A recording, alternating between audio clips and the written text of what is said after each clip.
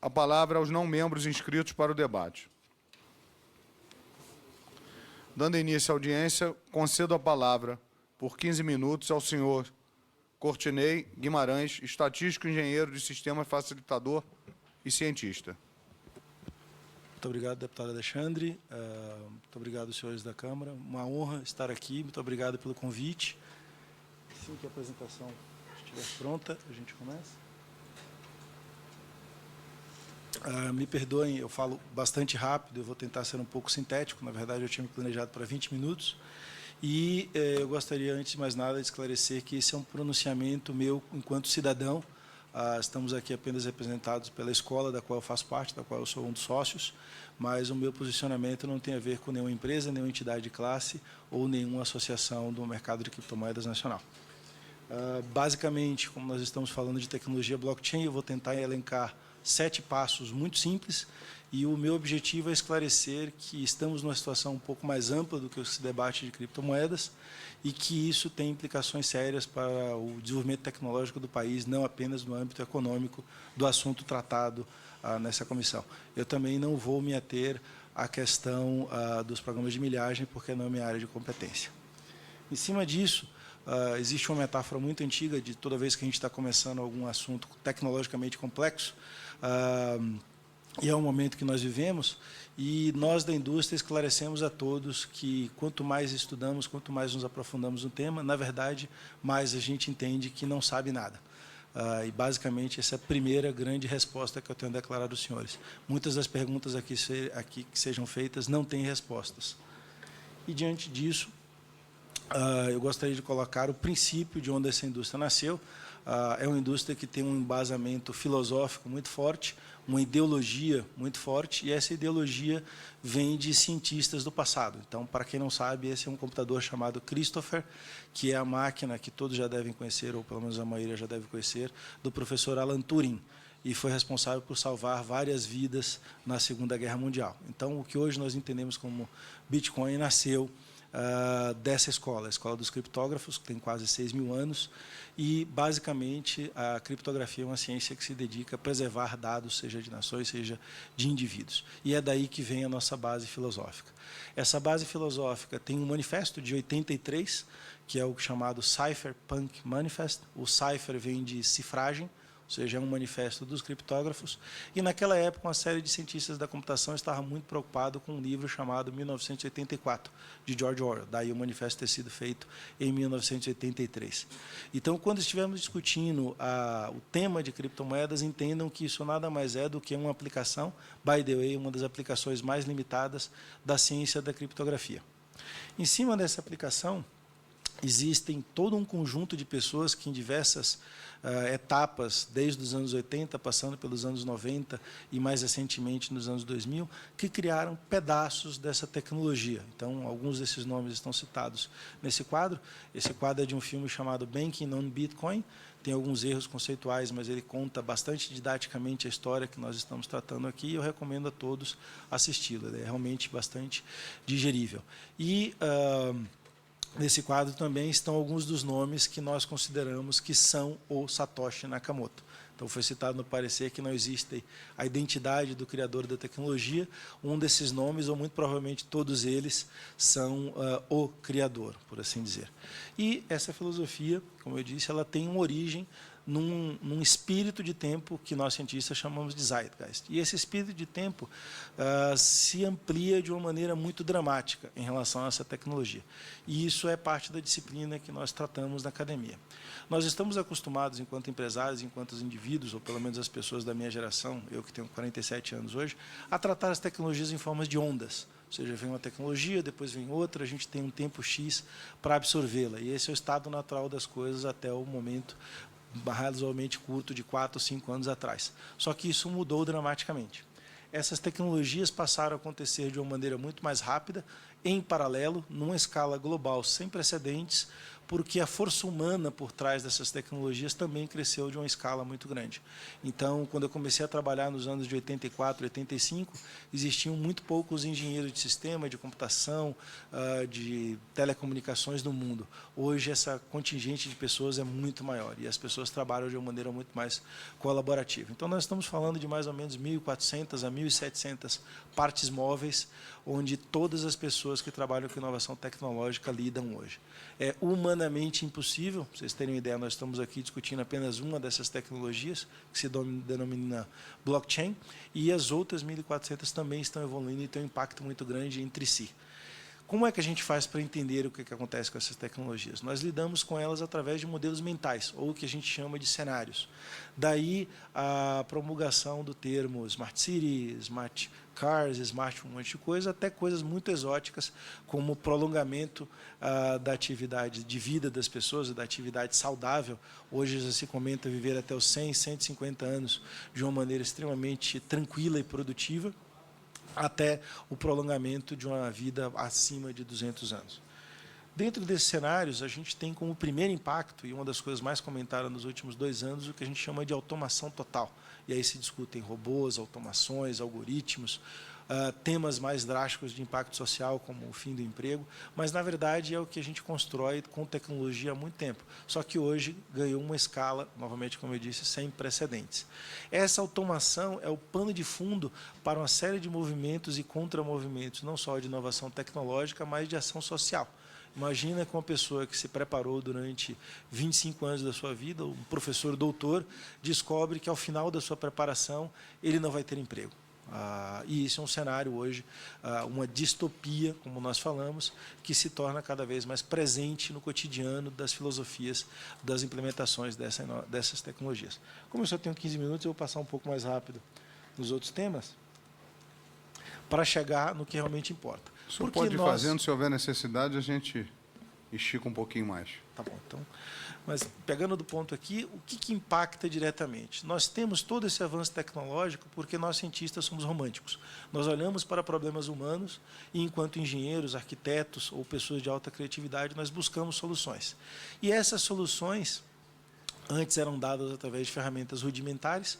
Nos últimos 30 anos, a quantidade de ferramentas e a quantidade de inovação e o que a gente chama da comunicação da própria inovação deu alavancagens que a gente não sonharia. Então, há 10 anos atrás, eu costumo dizer, a gente não tinha um supercomputador no bolso. Esse aparelho que eu carrego no meu bolso hoje, na década de 90, o poder computacional que tem aqui era considerado arma de guerra pelo governo americano.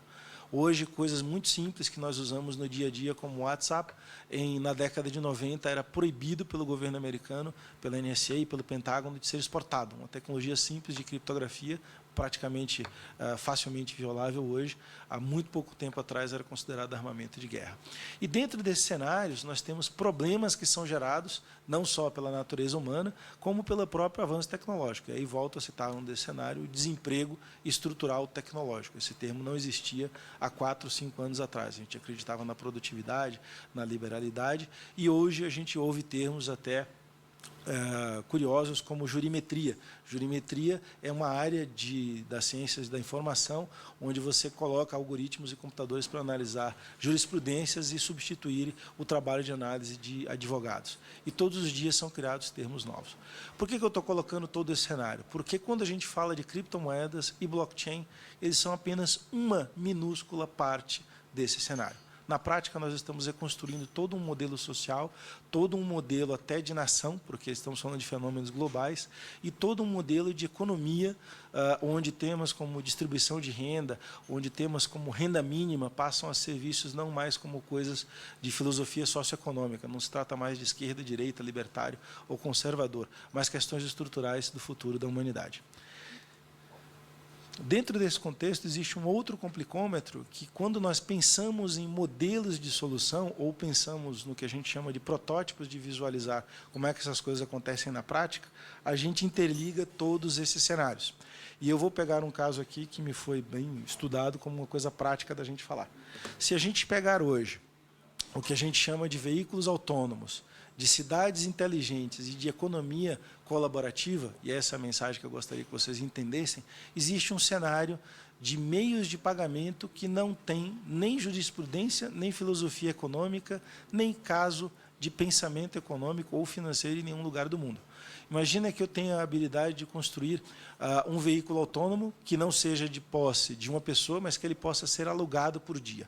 Então, hoje eu acordei de manhã e falei, eu preciso de uma renda extra, eu vou alugar um veículo que, por um acaso, está estacionado aqui na porta do Congresso. Esse veículo não tem motorista, seria um veículo elétrico, que é um dos cenários que a gente mais trabalha, e ele hoje vai trabalhar para mim. Eu pago uma taxa para o veículo.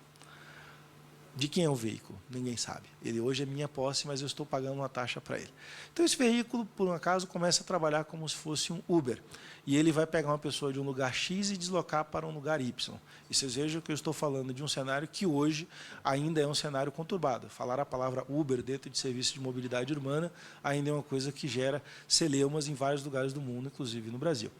E aí essa pessoa que é transportada do lugar A para o lugar B mora numa casa que, por um acaso, já é uma geradora de energia elétrica.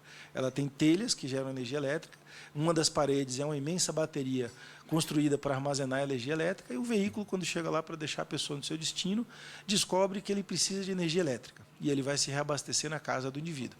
Primeira coisa a ser feita, ele abate do valor da corrida o valor da energia elétrica a ser pago para recarregar o carro. Como que ele faz essa transação? Como é que ele paga o que para quem? Que moeda seria essa? Seria, se o veículo fosse um Volvo, em moeda escandinávia, porque o veículo é de lá? Seria em reais, porque o fato gerador é gerado aqui no Brasil? Isso é uma incógnita.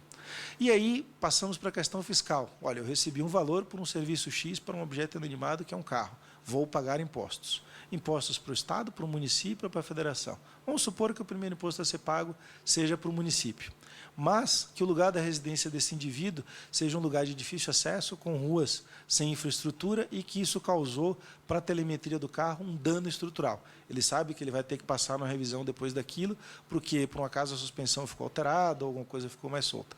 Ele poderia imediatamente abater do imposto que ele deveria pagar por aquele serviço um valor de compensação ao seu município. Do tipo, olha, eu sofri um dano que o município me causou e eu vou ter que pagar por esse dano, ou seja, eu vou ter que ir para a manutenção, vou parar de circular, vou parar de oferir receitas e, portanto, não é justo que eu pague o valor inteiro do imposto. Tudo isso é feito de maneira eletrônica e hoje a tecnologia blockchain permite que tudo isso seja feito sem um intermediário. Voltando à origem da tecnologia, quando falamos de qualquer subproduto do blockchain, a gente fala de confiança criptográfica que elimina a necessidade de um intermediário central.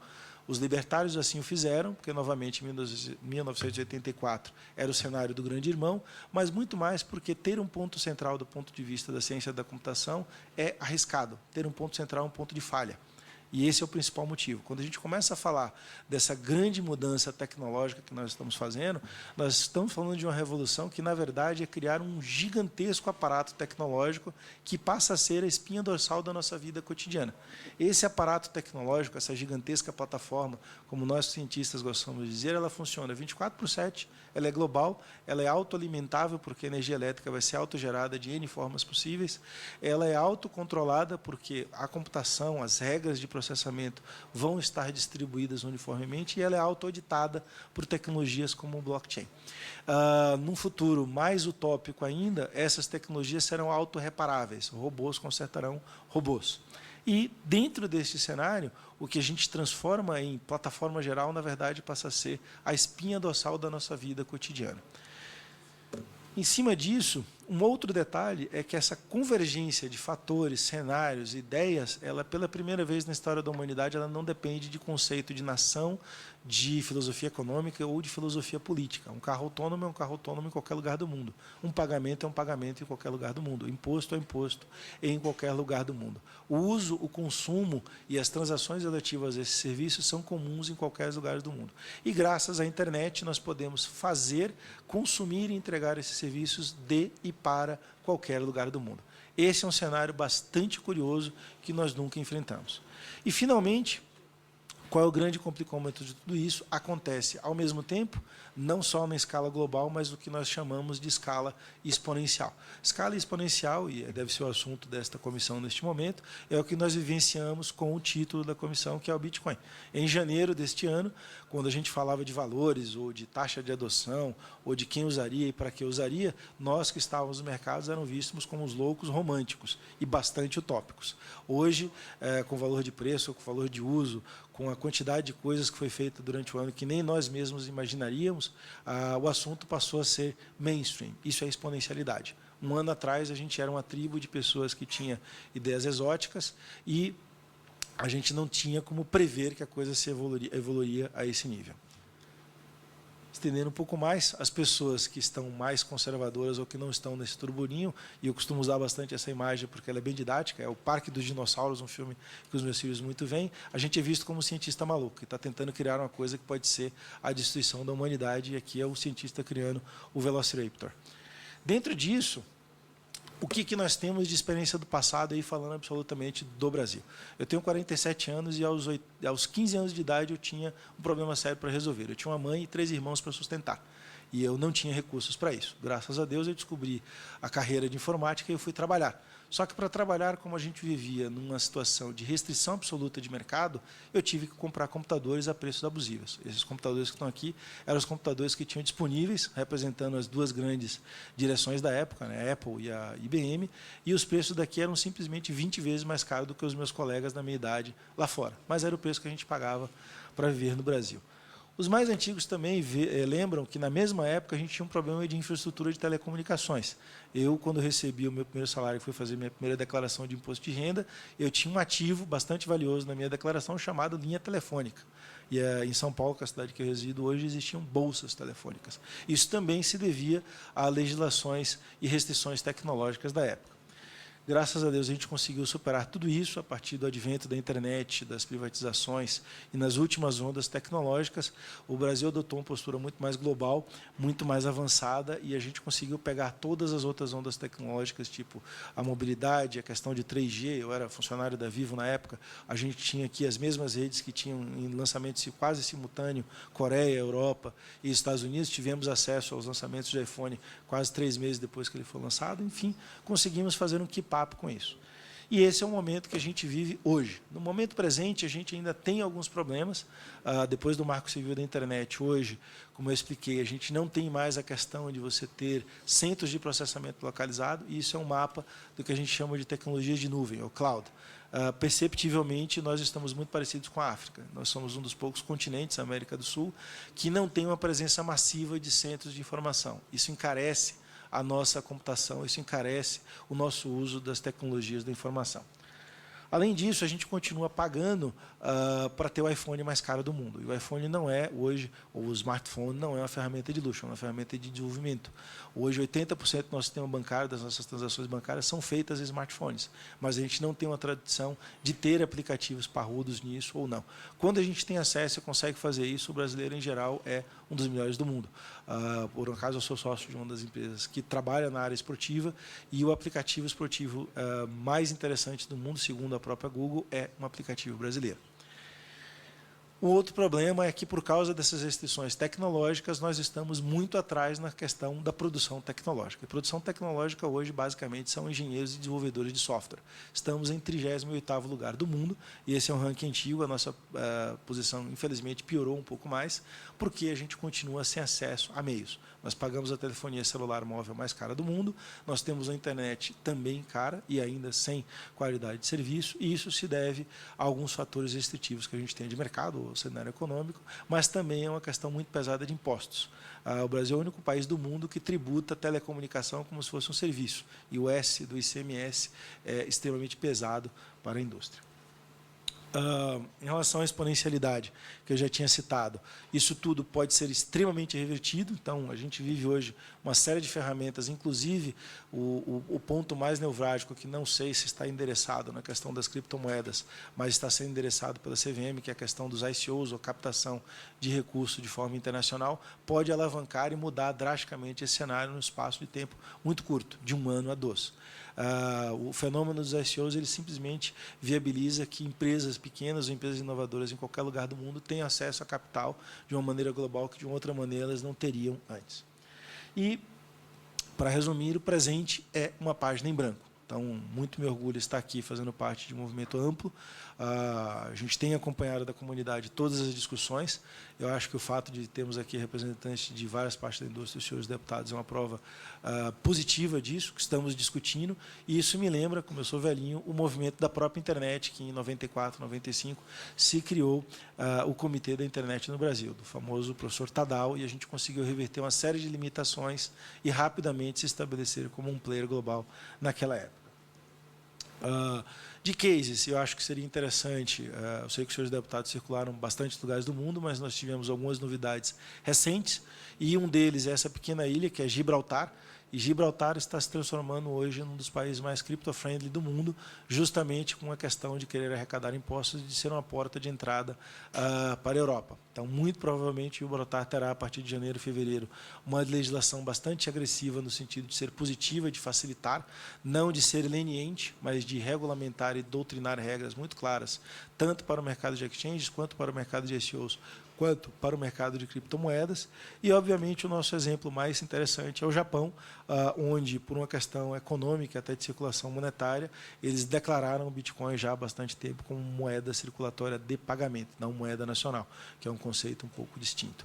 Então, basicamente, a gente tem um cenário ainda de página aberta, as coisas mudam muito dinamicamente, e, como conclusão final, nós que estamos na indústria sabemos que o cenário é basicamente esse, é um troço extremamente complexo, cheio de partes pequenas e móveis, e dentro desse cenário eu só gostaria que os senhores não perdessem em conta que quando a gente fala do Bitcoin, a gente fala de uma indústria. Então, hoje, quando vocês olham os gráficos de valorização do Bitcoin, que falamos de alguns bilhões, a indústria que circula ao redor do mundo, o Bitcoin é muito maior do que isso. Aí nós estamos falando de trilhões. E não estamos falando do modelo transacional.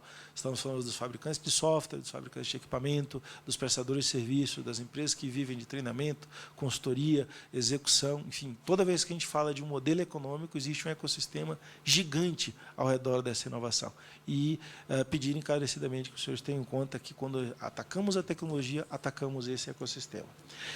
Finalmente, isso não é uma briga apenas de inovadores, de cientistas ou de libertários. Essa é uma patente registrada, curiosamente, durante um evento chamado Sibos, é um evento de mercado de pagamentos tradicional na indústria financeira. Esse ano foi realizado em Toronto, no Canadá, e essa é uma patente registrada em Estocolmo, na Suíça, porque lá as patentes têm um alcance muito mais alto. Essa é uma patente registrada pela Nasdaq, que é a Bolsa Americana, e ela registra uma patente de meio de pagamento da tecnologia blockchain. Então, esse é um assunto de extremo interesse da comunidade financeira global, e dentro daquela visão de ecossistema, é isso que nós estamos colocando em jogo. Voltarmos a ser players predominantes no mercado tecnológico global ou não. Diante disso, a gente sempre vê o iceberg, né? Acho que aqui, quando a gente fala de criptomoeda, é só a pontinha, o pinguim que fica no topo do iceberg, não toda a parte de baixo. E, em sumo, uma homenagem ao Damian Satoshi, que é uma das figuras icônicas da nossa indústria, que eu tive o prazer de conhecê-lo. Eram essas as minhas mensagens e eu me coloco à disposição dos senhores para esclarecimentos. Muito obrigado. Obrigado. Agradeço pela sua fala. Antes de passar a palavra ao senhor Rogério Moro, quero registrar a presença do deputado Celso Panciara aqui na nossa audiência pública. Com a palavra, o senhor tem 15 minutos para a sua explanação.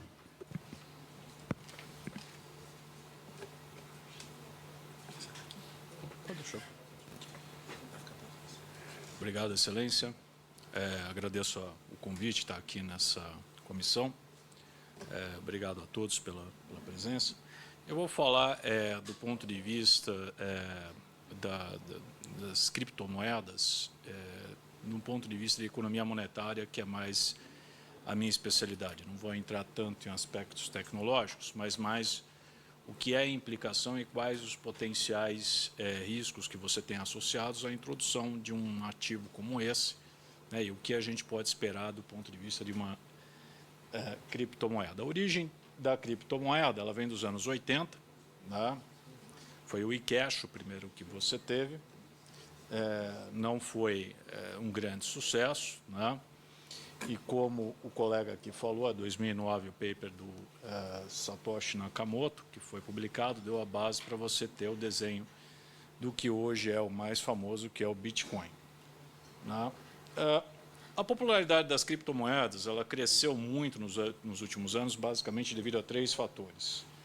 Ineficiência dos serviços financeiros atuais, inovação tecnológica, esse é o principal marco das criptomoedas, e a descrença no sistema político, que você aparece em várias regiões.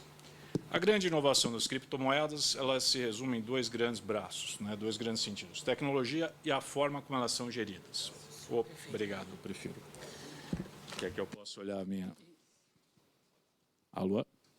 E a forma como elas são geridas. Né? Então, em tecnologia, a grande inovação é o blockchain, que é, na verdade, uma cadeia de transações, que a partir do momento que você fecha um bloco, elas vão sendo validadas, e esse processo de validação ele é a partir de uma solução de um problema criptográfico, que, uma vez solucionado, forma um bloco e entra dentro da cadeia. Né? Então, isso é feito através de um processo que é conhecido pelos mineradores.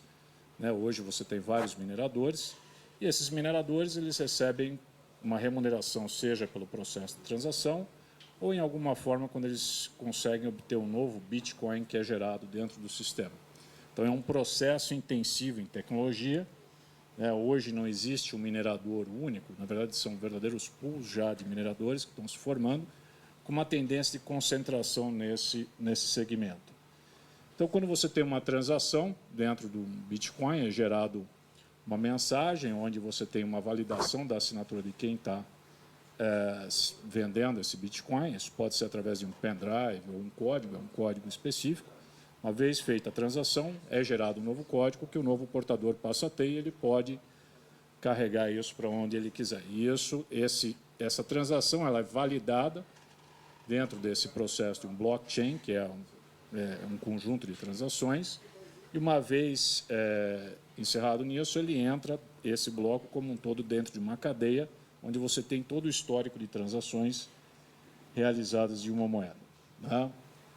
E aí você pode ter uma carteira, pode ser uma carteira online, pode ser um pendrive, pode até ser um pedaço de papel ali, como vocês estão vendo, que é basicamente um código, no caso Bitcoin ali, que você tem gerando. Os mineradores hoje, ou fazendas de mineração, são, na verdade, grandes unidades computacionais que trabalham exatamente nesse processo de solução criptográfica, né, onde eles visam resolver esses problemas para a geração e para a validação das transações, e que hoje já não é uma brincadeira de gente pequena. Na verdade, você já está cada vez mais se concentrando dentro desse mercado, e também como o custo de energia de você resolver esses problemas, uma vez que a solução desses problemas tende a ser cada vez mais difícil, exigir cada vez mais energia, tende a se concentrar cada vez mais, e também a concorrência diminui a taxa de retorno desses mineradores. Ou seja, você tende a ter uma concentração nesse mercado, que é o que a gente está verificando. Em termos de governança de uma criptomoeda, né, do blockchain, ela pode ser centralizada em um único nó, né, você ter vários ali que estão trabalhando, e aí você faz o blockchain e todos interligam a esse nó. Ela pode ser descentralizada em vários nós, ou distribuída, como é o caso do Bitcoin, onde você tem uma transação, uma formação no blockchain, que todo mundo tem acesso em vários nós. O Bitcoin é a moeda mais famosa, né? Todos conhecem, né? Ela ganhou muito destaque, particularmente depois que começou a se vender dentro do mercado futuro, mas hoje, atualizado, hoje existem 1.369 criptomoedas ativas, né? Das quais o Bitcoin é a mais famosa, mas você tem a Ethereum, Ripple, Dash, NXT, Cinereal, Siacoin, Aurora Coin, Litecoin, entre várias outras que você queira. Se você entrar na internet, você vai descobrir que existe uma infinidade, e todo dia são criadas novas criptomoedas. Esse número é crescente. Tá? Algumas morrem, outras sobrevivem. Né? Existe até uma marca técnica temporal que o pessoal trabalha para essa questão da sobrevivência de uma criptomoeda. E o que define uma moeda? A gente fala muito em criptomoeda, muita moeda, mas o que define especificamente uma moeda? Uma moeda, ela é definida, do ponto de vista econômico, se ela exerce três funções. Ela é um meio de troca, ela é uma unidade de conta e uma reserva de valor. Se você tem um ativo que preenche essas três características, esse ativo passa a ser aceito como moeda, certo? Então, isso que é a nossa moeda, que é o real, certo? Ou o dólar nos Estados Unidos, o euro e assim por diante. Até o momento, aparentemente, nenhuma criptomoeda preencheu adequadamente essas três funções. Tá? não é como meio de troca, por exemplo, o Bitcoin, ele não é aceito como dentro de um sistema de trocas em forma universal. Quer dizer, você não tem um sistema de preços que seja cotado em Bitcoin, né? Seja preço de bens ou serviços. Se você for na rua, numa padaria, e querer comprar um pão em Bitcoin, você não vai encontrar isso. A própria volatilidade do preço desse ativo dificulta você ter uma unidade em relação a isso, né? Como unidade de conta, vão ser emitidos até o final 21 milhões de bitcoins. 7 de maio de 2140 é a data prevista da emissão do último bitcoin. Ou seja, você tem um estoque finito de bitcoins que vão ser emitidos ao longo da sua vida. Como é que você transforma isso numa unidade de conta? Se você pegar o valor do bitcoin, 69 mil reais, eu vou cotar um preço de um produto em Bitcoin. Ele vai ser ali, se eu tiver 100 reais, vai ser 0,001447 Bitcoins. Como é que você faz isso como unidade de conta? Isso para 100 reais, imagine 2 reais. E qual a flutuação que você tem desse ativo? É muito difícil você trabalhar hoje e considerar o Bitcoin como uma moeda de circulação plena com essa volatilidade que você tem desse ativo. E reserva de valor, né? Você tem um valor altamente instável e você tem moedas alternativas que podem surgir no lugar do Bitcoin, que eventualmente tem um custo de processamento menor e o Bitcoin deixa de ser utilizado. Então, pode ser que o valor dele tende a cair. Tá? Isso não necessariamente, não é porque você vê uma valorização plena em torno desse ativo que ele vai sempre ser para cima. Isso daqui é o estoque, a vida de Bitcoins, que você tem até hoje, cerca de 16 milhões e 700 mil Bitcoins emitidos, e hoje o Bitcoin ele se comporta muito mais como um ativo altamente especulativo do que como moeda. Tá?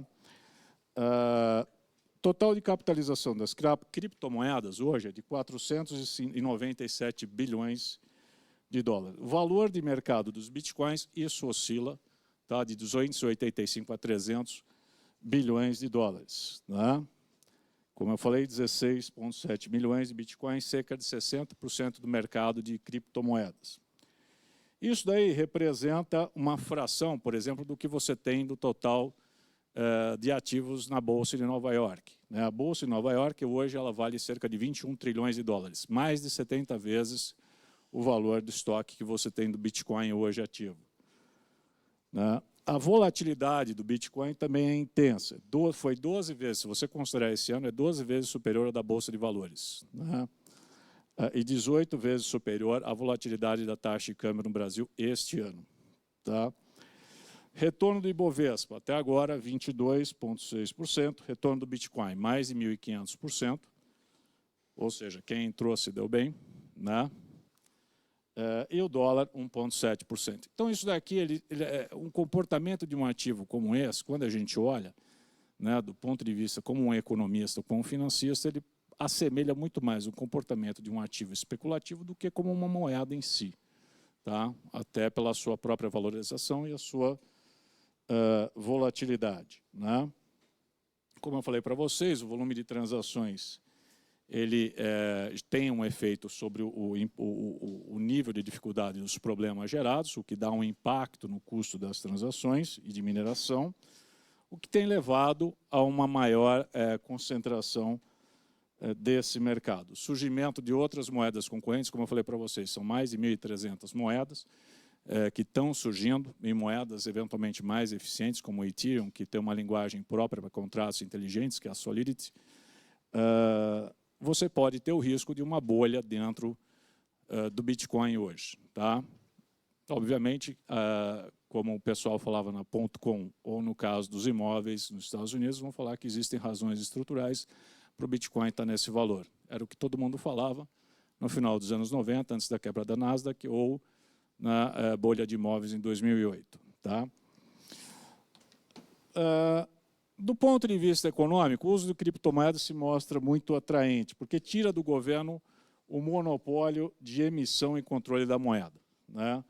Isso daí sempre foi uma discussão, várias linhas de pensamento do ponto de vista econômico. Se você quiser datar a Free Banking School do século XIX, ou a escola austríaca com Hayek e Mises, ou se você quiser mesmo até dos anos 70 e pouco mais recente, a escola monetarista, onde o maior expoente era o Friedman, você ter uma regra de emissão monetária, eliminando, eventualmente, que algum agente faça uma emissão desenfreada, levando a um processo inflacionário. Então, tirar da mão do governo sempre foi um pensamento, né, que se teve dentro da linha econômica, principalmente nas escolas mais libertárias do ponto de vista econômico. Agora, o uso de criptomoeda ele tem implicações econômicas que não são neutras. Primeira coisa, reduz a receita de senhoriagem do governo. O que é a senhoriagem? Senhoriagem é uma receita que o governo tem meramente por ele ser monopolista da emissão de moeda.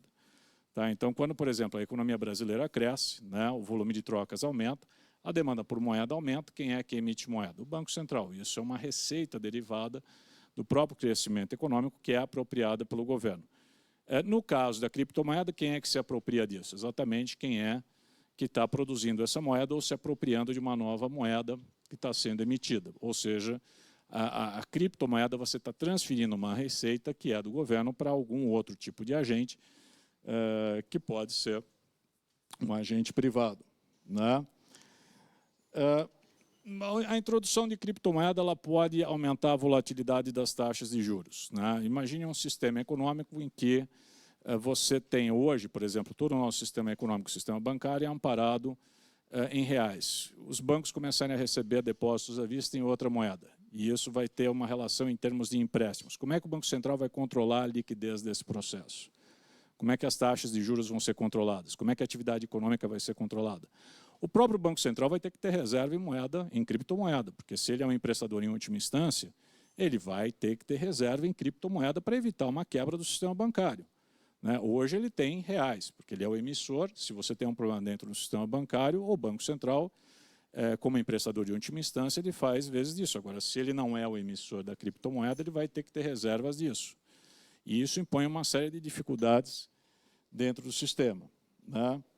Se você tem múltiplas moedas, você pode ter um período de instabilidade, tá? Em que você vai ter uma cotação de uma moeda em relação a outra. Isso pode flutuar de acordo com a credibilidade de uma moeda, o uso que está sendo feito, e pode levar aí a problemas, inclusive dentro do sistema bancário, no futuro. Então, é algo que tem que se ter em mente, né?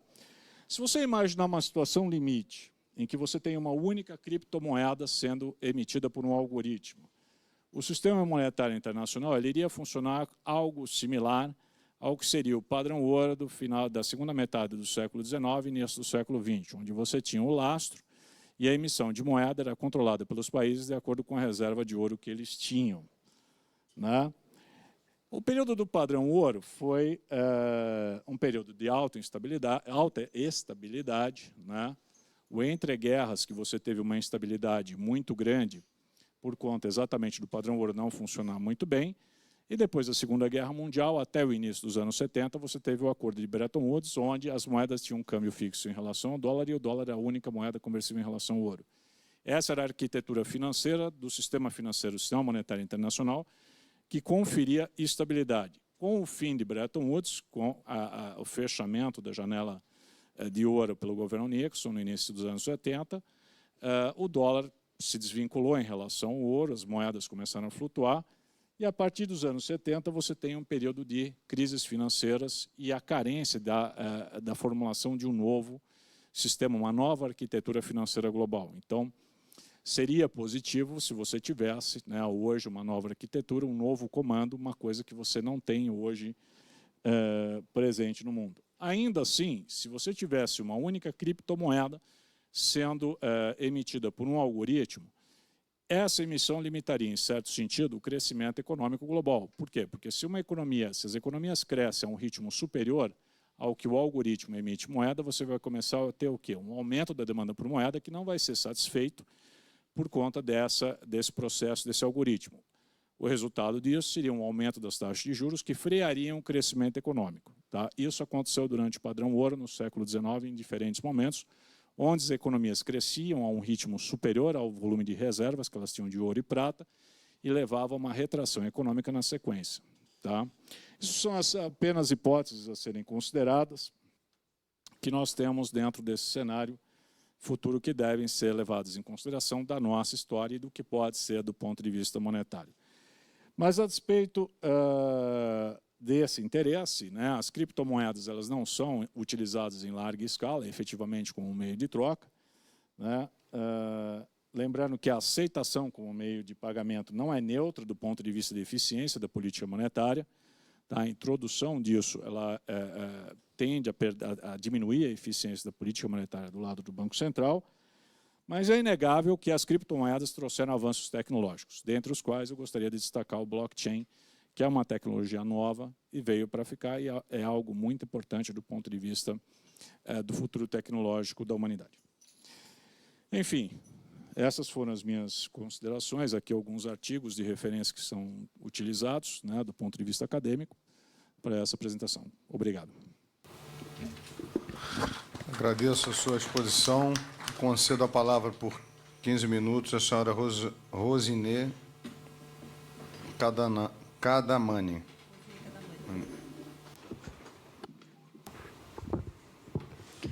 Boa tarde a todos. Eu queria primeiro agradecer à Casa pela organização do evento. Queria também agradecer ao Bruno Baldutini, que é quem foi de fato convidado para estar aqui, por me ter concedido o seu espaço na sua ausência. Bruno Baldutini é uma pessoa que eu admiro bastante, com quem eu trabalhei por mais de 10 anos. Tenho certeza que ele teria contribuído muito. Também tenho certeza que a gente está alinhado em termos de perspectivas. Então, eu acho que eu vou conseguir contribuir também aqui bem, porque eu venho estudando esse assunto já tem mais de 3 anos a fundo. Tá? Eu não tenho uma apresentação, justamente por essa questão de não ter sido organizado assim, mas eu acho que eu vou trazer bastante elemento para consideração aqui hoje. O que eu quero dizer é o seguinte: primeiro, que eu sou advogada de formação, e é nessa linha que eu vou na minha exposição.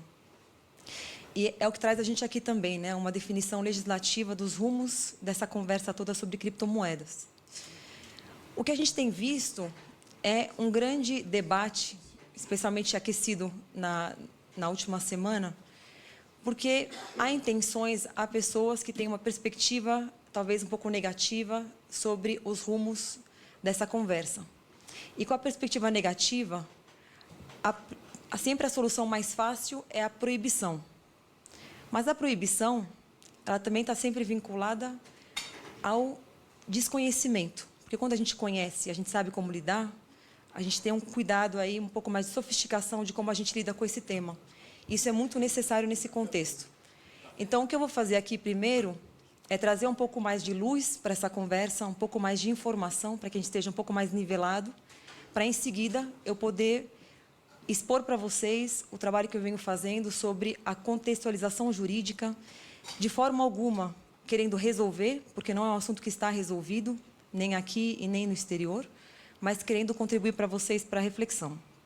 Assim como meu sócio Courtney, aqui eu estou falando apenas em nome próprio, me sinto parte da comunidade local, mas aqui é uma exposição de uma pesquisa independente que eu venho fazendo há um tempo. Muito bem, então falemos um pouco sobre o que é essa conversa. Hoje a gente ouviu bastante da contextualização que o Courtney trouxe, da história, das perspectivas, todo o contexto tecnológico da conversa sobre Bitcoin. Depois a gente ouviu o professor Rogério trazendo um pouco mais de elementos técnicos.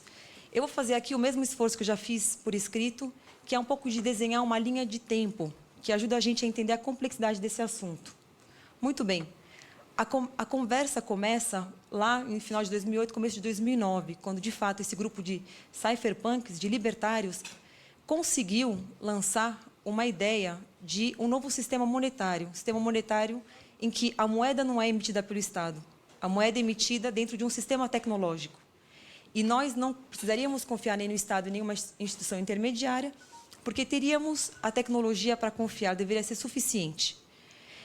É a primeira vez na história que foi tentado, que teve uma tentativa de dinheiro digital? De forma alguma. Desde os anos 80, havia muita gente fazendo esforços nesse sentido.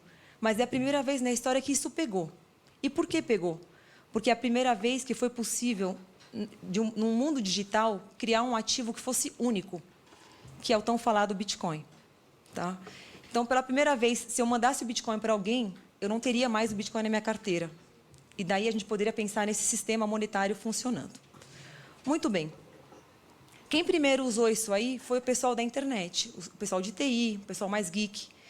E, em particular, teve um site, que é o Silk Road, que usou bastante disso dentro de um marketplace de drogas. O pessoal abriu ali e falou o seguinte: vocês podem vender o que vocês quiserem aqui, vocês podem pagar com Bitcoin. E é por isso que todo mundo acha isso um tabu. Associação com crime.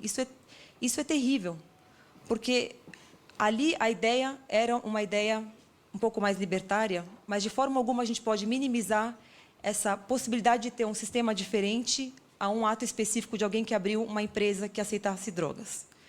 Então, isso foi terrível para o Bitcoin, ao mesmo tempo que isso foi excelente para o Bitcoin, porque tornou o Bitcoin popular. E foi nesse momento que o valor de mercado começou a crescer. As pessoas percebiam mais valor e o valor começou a subir. Ainda de forma alguma perto do que a gente vê hoje. Tá? E isso acendeu uma nova conversa sobre o Bitcoin como um ativo de especulação. Então, a conversa começa ele como sendo um novo sistema financeiro e caminha para ser um ativo de especulação. Que a gente vê até hoje essa conversa acontecendo bem forte. Disso, lá para 2015, todo mundo do mercado começou a explorar uma outra perspectiva, que é do uso da tecnologia em si para outros fins. Se a gente pode trocar esse dinheirinho digital, por que não pensar em marketplace de muitas outras coisas? Por que não pensar no novo sistema de troca de imóvel? Por que não pensar no novo sistema de votação? Por que não pensar no sistema de trocas de carros? E nesse momento da história é que o blockchain começou a ser mais falado. O blockchain não é nem um termo que o Satoshi Nakamoto pensou ou colocou no papel quando ele pensou no Bitcoin. É um termo de mercado. E foi nesse momento da história que o valor começou a crescer muito mais, quando, de fato, todo mundo tomou consciência da diferença entre o valor do Bitcoin, o potencial do Bitcoin e o que estava acontecendo ali, que era muito menor. Muito bem.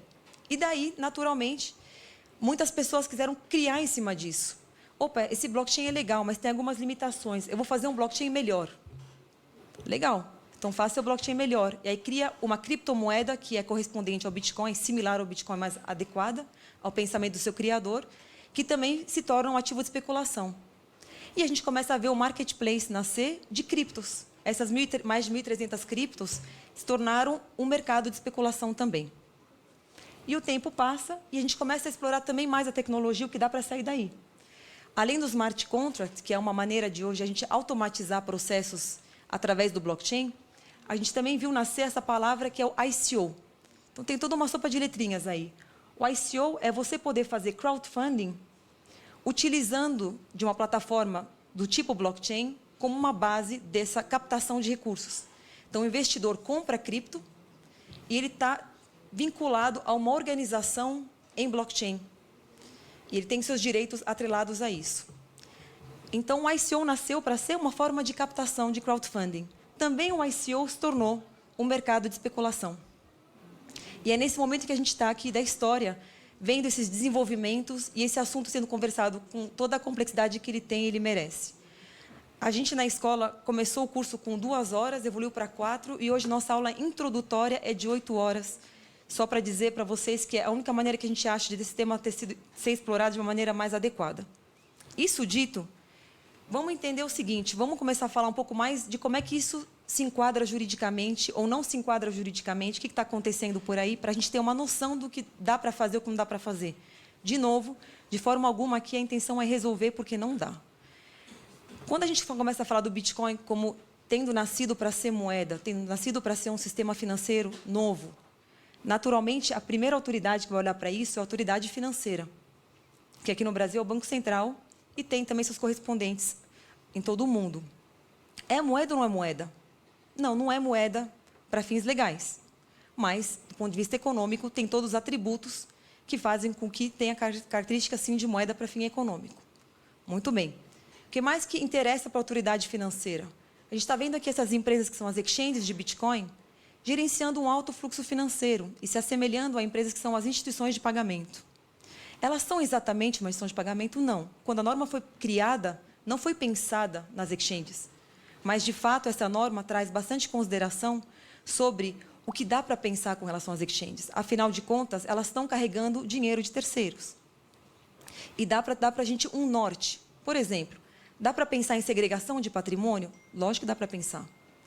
Dá para pensar em segurança, a gente tomar cuidado, os técnicos de segurança de websites? Claro que dá. Então, a gente pode se inspirar no que a gente tem para construir em cima do novo. Mas a gente não pode estar fechado no que a gente tem, porque o que a gente tem não foi criado para um novo. Além do Banco Central, quem tem que estar interessado por isso e está interessado por isso? A CVM. Quando a gente fala de especulação e de investimento, a gente fala de proteção ao investidor. É com essa proposta que nasceu a CVM. Será que o investidor está devidamente informado? Isso aqui é uma relação de consumo padrão ou é um investimento? Eu acredito que dá para pensar nos dois caminhos, tá? E eu acho que isso aqui deveria ser explorado. Mas, de novo, não ser resolvido aqui, mas dá-se mais espaço para a CVM entender, explorar cada vez mais o seu campo de atuação nesse contexto. Também o que a gente tem que pensar, quem está interessado nisso aqui desde o começo e até hoje e vai estar mais interessado é a Polícia Federal. Por quê?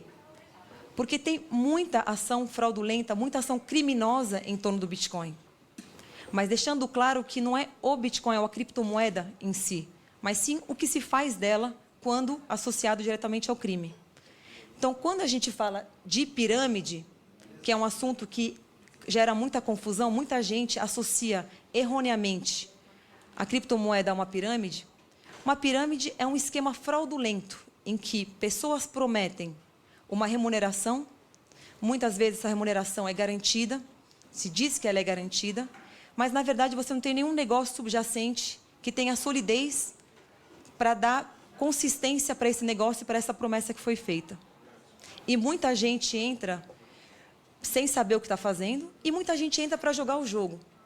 Mas vamos deixar bem claro aqui, pirâmide não é um assunto novo, tá? É um crime contra a economia popular que também está na nossa norma, já está isso aqui estabelecido em lei. Também não tem nenhuma novidade em torno disso. Um outro tema que interessa para a Polícia Federal é quando a gente começa a falar de sequestro de dados e pessoas pedindo recompensas em Bitcoin, né? O ransomware, que também é comum. Sim, é comum, mas, de novo, não é o Bitcoin. Isso aqui é um mundo digital. O cyberwar, os cyberataques, eles vão estar cada vez mais comuns para a gente. E a gente vai ter que saber como lidar com isso. E toda essa conversa ainda, eu estou falando só de criptomoedas. Porque se eu vou falar um pouco de blockchain, eu vou falar de muitas outras normas que podem potencialmente se aplicar. Se, por exemplo, eu estou registrando uma informação no blockchain para me servir de respaldo para fins de propriedade intelectual, como uma prova, e aí a gente deveria entrar um pouco no técnico para entender, mas vamos partir da premissa que funciona, isso aqui é uma questão de propriedade intelectual. Outras normas se aplicam. Se eu estou pensando como marketplace no mercado de uma bolsa de valores, outras normas se aplicam. Então, esse assunto é multidisciplinar, é extremamente complexo, não é um problema do Brasil, é um problema global. O Banco Central aqui vai ter a mesma preocupação que seus correspondentes no mundo inteiro. A CVM aqui vai ter a mesma preocupação que seus correspondentes no mundo inteiro. A polícia aqui vai ter a mesma preocupação que seus correspondentes no mundo inteiro. O que a gente tem que fazer, como eu falo desde sempre, quem me acompanha sabe que eu repito essas duas palavras: informação e comunicação. Nós temos que estar nivelados em termos de conhecimento para poder ter uma conversa produtiva, mais do que tudo. E por comunicação, sempre insisto nisso. Mercado conversando com o mercado conversando com autoridades e autoridades conversando com autoridades. Por isso que eu fico feliz por esse espaço aqui ter sido dado para a conversa. Indo um pouco além, eu acho que também a gente tem que tomar uma consciência que, se a gente começar a se apontar o dedo e a gente começar a fechar o nosso mercado e criar um pânico no mercado, e criando esse clima de terror, de susto, hoje em dia, as coisas se resolvem muito mais fácil do que antigamente. Simplesmente as empresas vão sair daqui e elas vão ser recebidas pelos países que receberem as empresas bem. Tem muito país que já percebeu esse tema como uma oportunidade. A gente tem que sair do momento de ver isso como um risco e partir para o momento de ver isso como uma oportunidade e explorar dessa maneira. A arbitragem jurídica é um risco real. Além disso, como o Kouchner também colocou, eu achei de uma maneira brilhante, além da arbitragem jurídica, a gente tem que perceber que o tempo está passando. Nós, historicamente, não investimos em educação, não investimos em tecnologia. Temos um gap gigantesco no mundo, perante os demais países que estão evoluindo de uma maneira muito mais veloz que a gente. Mas, para quem não sabe, em termos de Bitcoin e blockchain, São Paulo e Buenos Aires são os picos, são os maiores lugares de concentração e de agito da América Latina.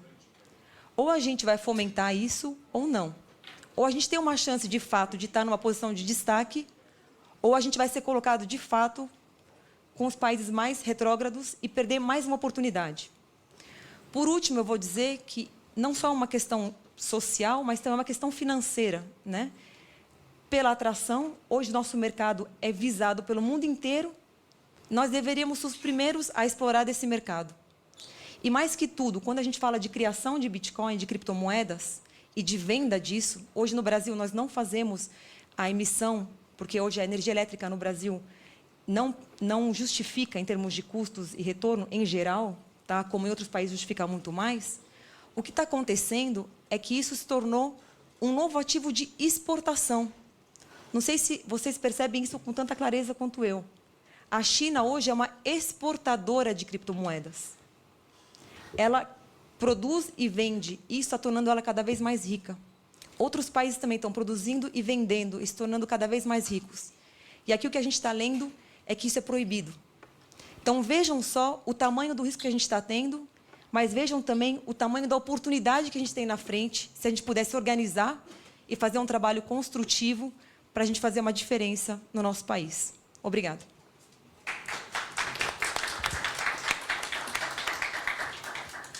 Eu agradeço e concedo a palavra por 15 minutos ao senhor Wisley Salomão, delegado da Coordenação de Repressão ao Crime contra o Consumidor, a Ordem Tributária e Fraudes da Polícia Federal do Distrito Federal.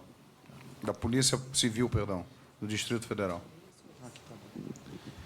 Boa tarde a todos. Gostaria de agradecer o convite da casa por participar desse encontro. E fico muito feliz em saber que esse assunto é um assunto novo, que a tecnologia não tem total domínio, que a economia também não tem total domínio e que o meio jurídico também não tem total domínio. Esse é um assunto extremamente novo, principalmente para os aspectos policiais e criminais.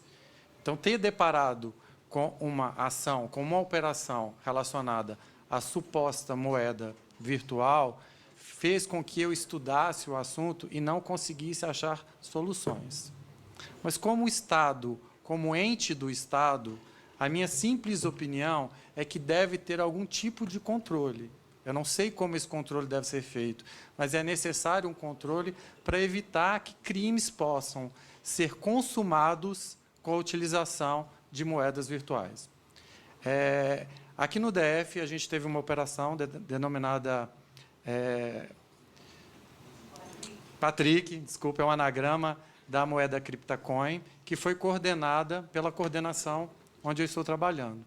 Na verdade, a gente recebeu uma demanda do Ministério Público Federal de uma pessoa que teria comprado moedas e não teria recebido esses valores de volta. Essa demanda, inicialmente, chegou no Ministério Público Federal, foi encaminhada para a Polícia Federal, e o entendimento é que a atribuição para investigar esse tipo de crime é a atribuição das polícias civis de cada estado, a não ser que haja evasão de divisas. Então, esse crime foi encaminhado para a Polícia Civil do Distrito Federal e, a partir de então, nós começamos a fazer a investigação. A primeira coisa que a gente fez foi entrar no site que estaria vendendo essa moeda e observar quais eram as formas de adquiri-la.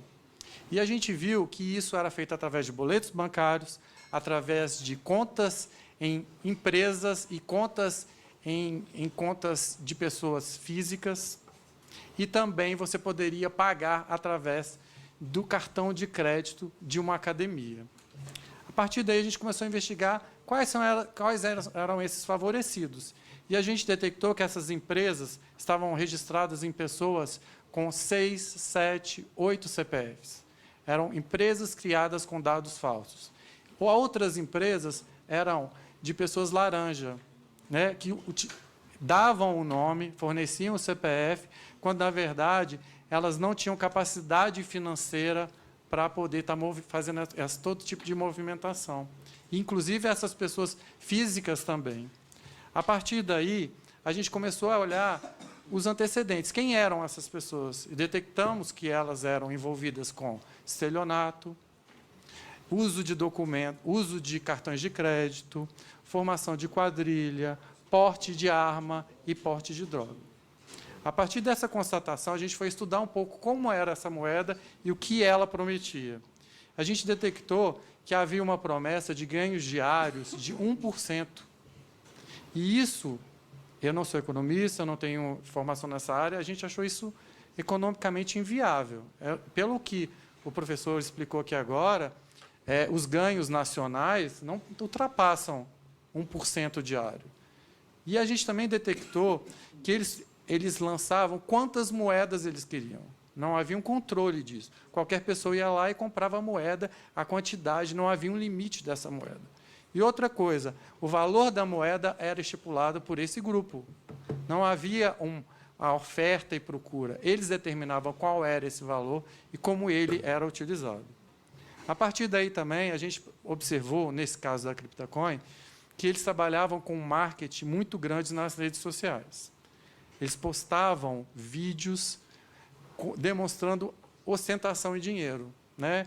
Demonstrando um marketing de uma pessoa que era balconista e depois de 3 meses ganhou R$1 milhão. Então, um marketing bastante agressivo, com carros, promoveram festivais de música eletrônica em Brasília. Então, a gente viu que eles estavam atraindo as pessoas com base no sonho que as pessoas tinham de ganhar dinheiro de forma muito rápida. E isso fazia com que as pessoas entrassem nessa moeda, nessa plataforma. Uma outra coisa também que eles faziam, eles promoviam palestras de forma constante. E eles atraíam o público para eles. Outra coisa que eles também tentaram é vincular a imagem de artistas à moeda, que depois se comprovou que nem tinham conhecimento daquilo, que aquelas fotografias, que aqueles vídeos foram realizados, sem que eles soubessem do que se tratava. Então, a gente viu que eles tentavam atrair o maior número de pessoas e eles usavam também o sistema de pirâmide, que a colega explicou aqui agora, né? Eles atraíam pessoas e faziam com que essas pessoas chamassem outras pessoas e ganhavam por cima das pessoas que eles atraíam. E, economicamente, esses ganhos que eles prometiam, eles eram impossíveis de serem cumpridos. Por quê? Porque os gastos, o dinheiro que eles recebiam, eles não investiam em nada. Eles pegavam esse dinheiro que eles recebiam e torravam em festas, torravam em ostentação, torravam em carros. Então, eles não tinham uma base para poder pagar essas pessoas. Era um sistema de pirâmide. Só que o crime de pirâmide, na legislação brasileira, é um crime cuja pena é uma pena minúscula. No máximo 2 anos, é um crime de menor potencial ofensivo. A partir daí, a gente começou a tentar entender o que eles faziam com esse dinheiro, com o dinheiro que eles estavam lucrando, e a gente detectou que eles faziam lavagem de dinheiro com isso. Os veículos que eles ostentavam nas propagandas eram comprados por eles, mas colocados em nome de terceiros. Um dos carros, inclusive, que a gente conseguiu apreender, valia R$1.800.000. O helicóptero que eles alegavam que tinham, a aeronave que eles tinham também, estava no nome de uma pessoa de 18 anos que não tinha bens. Então, todo o arcabouço deles estavam cercados de completa ilegalidade, de atos ilegais. A partir daí, a gente começou a verificar também que existia uma organização criminosa, onde as pessoas tinham papéis definidos. Os presidentes eram denominados por eles se chamavam de correspondentes internacionais. Os executivos eram pessoas que tinham o dever de arrecadar mais pessoas para o sistema. E outras pessoas dessa organização é que cediam as contas e faziam as transações econômicas, né? Depois que a operação se estourou, que a gente conseguiu a prisão de 13 pessoas e a busca e apreensão dessas empresas, dessas pessoas relacionadas, a gente observou que a suposta mineração, não existia. As pessoas eram atraídas para comprar uma mineradora que daria um Bitcoin um CryptoCoin por dia. E não existia mineradora, não existia mineração. Era tudo de forma hipotética e criada por eles. Eles criaram também a questão de um sistema binário baseado no Bitcoin, que era um sistema próprio deles que ninguém conseguia entender. As informações que eles passavam não eram claras. Eles também passaram, toda a transação entre eles foi criada uma plataforma. Então, toda a transação devia ser feita através da plataforma. Troca, se alguém quisesse resgatar a moeda, era a plataforma, e eles cobravam uma taxa por cada transação. Então, eles tinham ali um controle total do que estava acontecendo, das pessoas que estavam utilizando dessa moeda. Pelo que eu li, algumas moedas, esse controle, existe um controle, mas não um controle numa pessoa só, mas isso é feito de forma difusa. Então, eles tinham esse controle total, o que pode até descaracterizar que seja uma moeda virtual. A partir de um tempo, eles viram que esse valor, essa ação começou a ser realizada aqui no DF em janeiro. Nós tomamos conhecimento desse fato em março, e, por volta do mês de junho, julho, eles prevendo uma possível queda do sistema, eles passaram a limitar os saques. Então, as pessoas que tinham a moeda só poderiam sacar R$600 por dia. Se alguém fosse lá e tentasse sacar um valor maior, eles coagiam essas pessoas. Eles falavam que elas tinham tentado fraudar o sistema e que a polícia já havia sido comunicada dessa suspeita de fraude e que a conta dele estava bloqueada. Nunca houve qualquer comunicação à polícia de qualquer possibilidade de fraude, também não. Então, essas pessoas eram coagidas, elas eram levadas para uma sala com seguranças próximos e elas eram coagidas a não fazer nada, né? Uma outra coisa que eles falaram também, que eles alegavam, era que existia um interesse internacional na moeda, que russos e chineses estavam visitando, já começaram a ter tratativas para que eles também investissem na moeda. Isso também foi detectado que nunca ocorreu. Então, eles tentavam atrair as pessoas o máximo possível, utilizando de técnicas ou da habilidade de outras moedas virtuais, adaptando de uma maneira que fosse favorável a eles. É muito difícil explicar como funcionava o sistema deles, porque o sistema deles não era passível de funcionamento.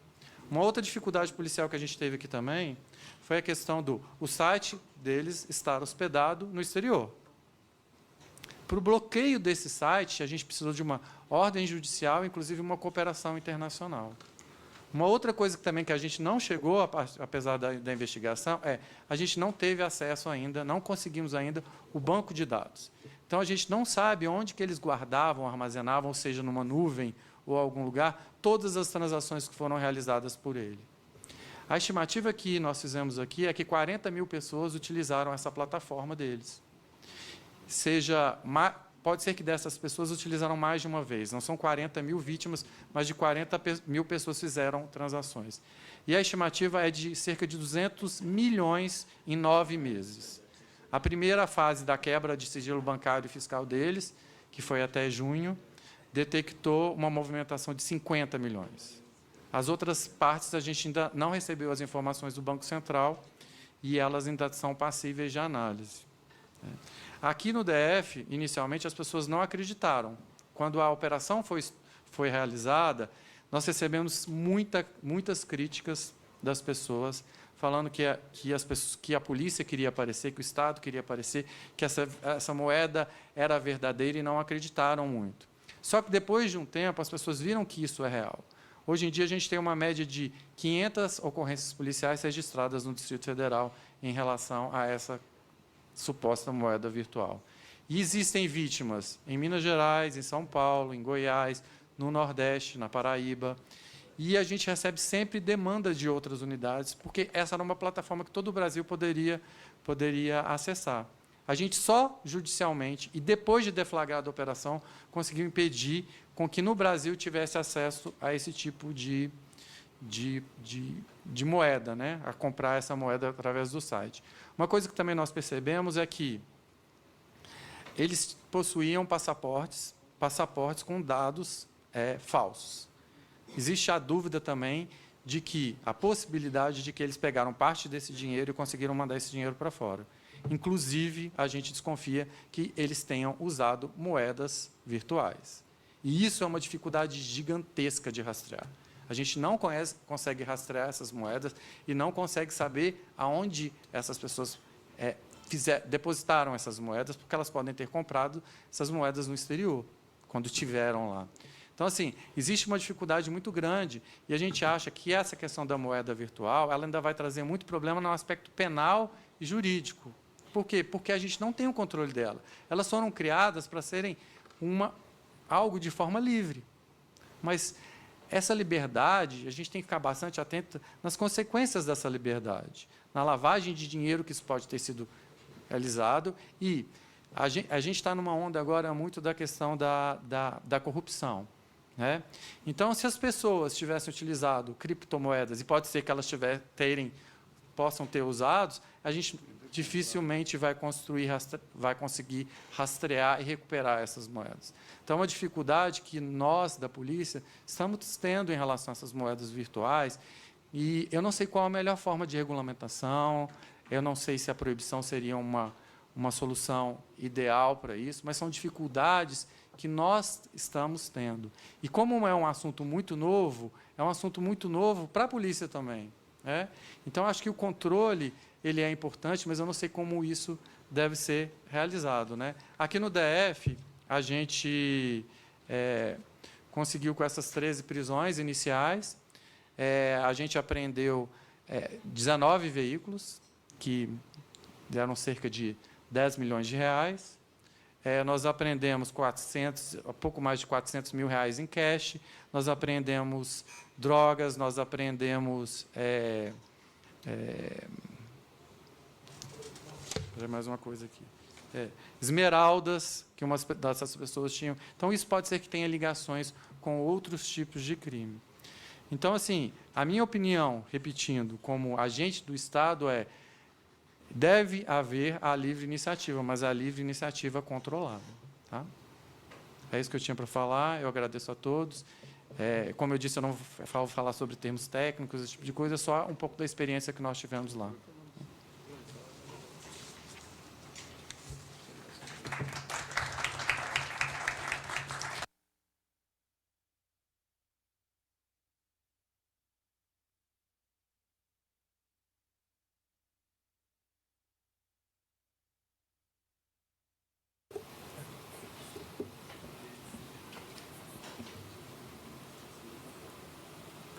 Em tempo em que agradeço as valiosas contribuições à discussão do tema, concedo a palavra ao autor do projeto de lei, deputado Áureo.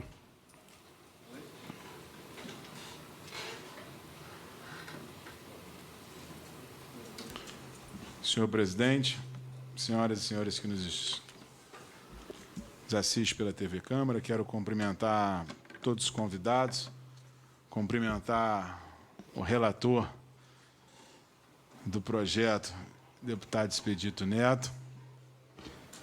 Não posso deixar de expressar minha divergência com o relator pelo relatório apresentado na semana passada. Cumprimentar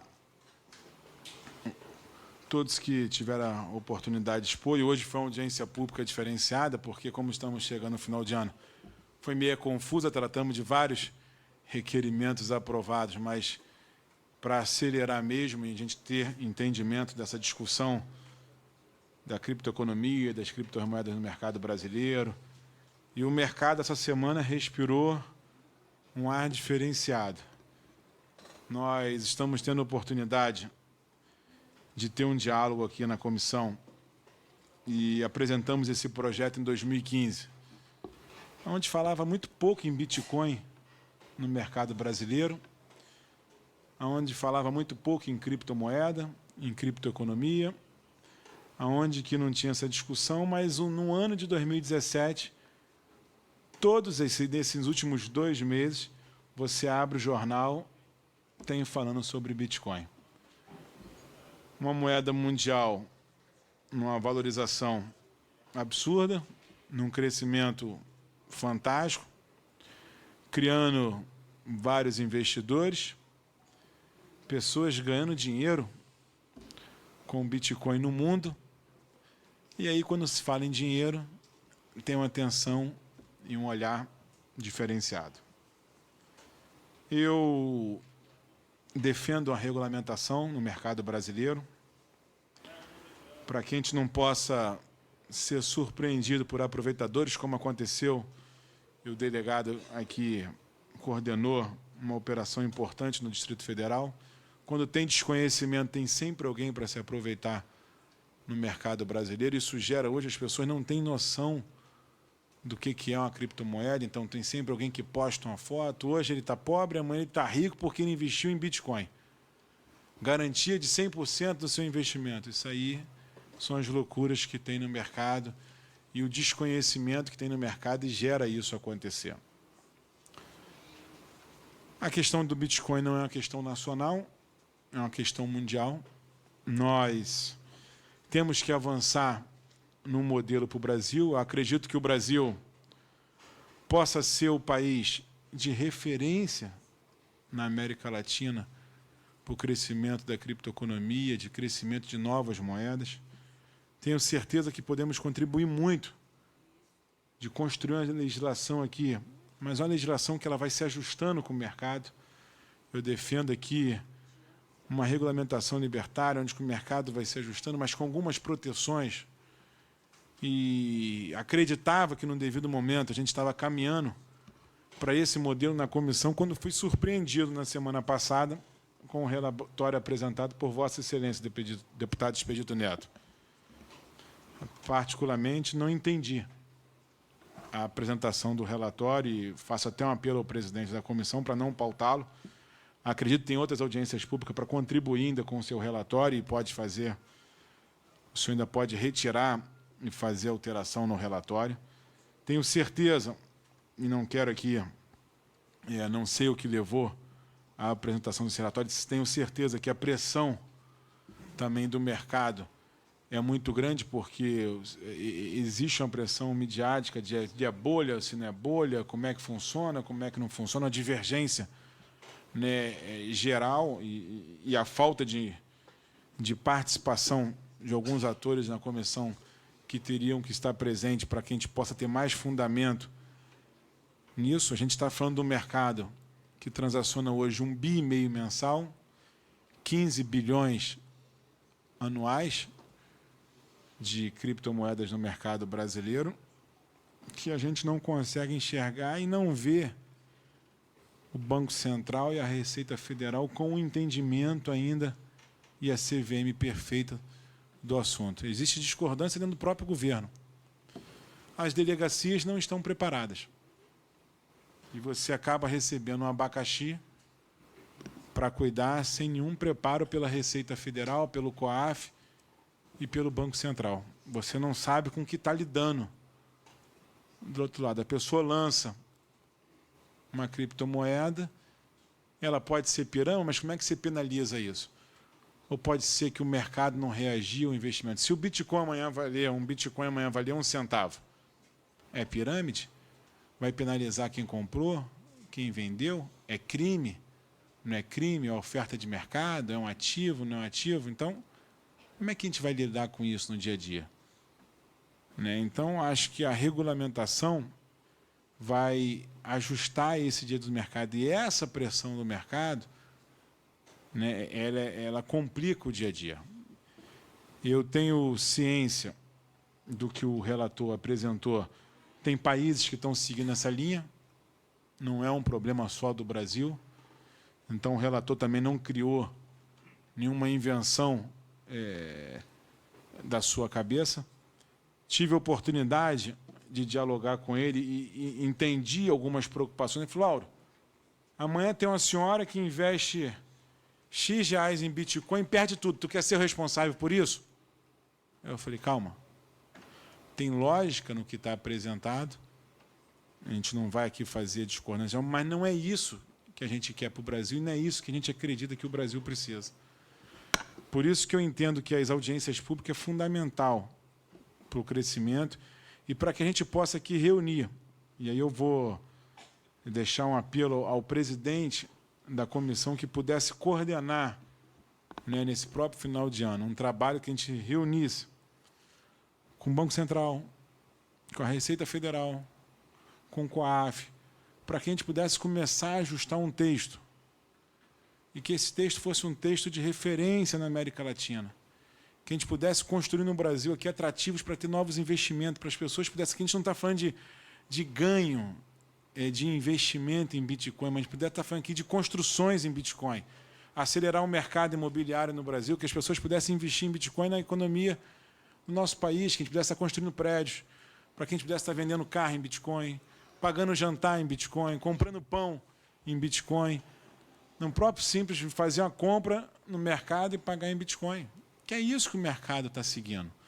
E eu acho que a gente está perdendo, acredito, que aqui estamos perdendo muito tempo, já pela evolução mundial dessa moeda fantástica, dessa moeda que tem colocado pessoas para pensar, que tem feito debate mundial e que o Brasil pode ser, né, na América Latina, o grande país de atrativo para novos investimentos e incentivar a criação de startups, que a gente possa aqui, e aí se tiver uma regulamentação nas corretoras que possa ser revertida em criação de startup no mercado brasileiro, que a gente possa incentivar os nossos jovens e criar novas tecnologias no nosso país. Eu tenho certeza que a gente pode avançar muito, muito no mercado brasileiro. Eu tenho certeza da capacidade, né, do relator, tenho certeza da capacidade. O relatório, apesar de eu divergir muito,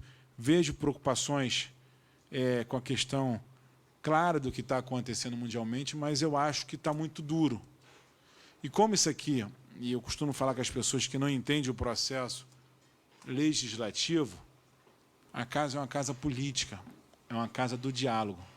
Da mesma maneira que o relator apresentou o relatório, ele pode mudar o relatório apresentado.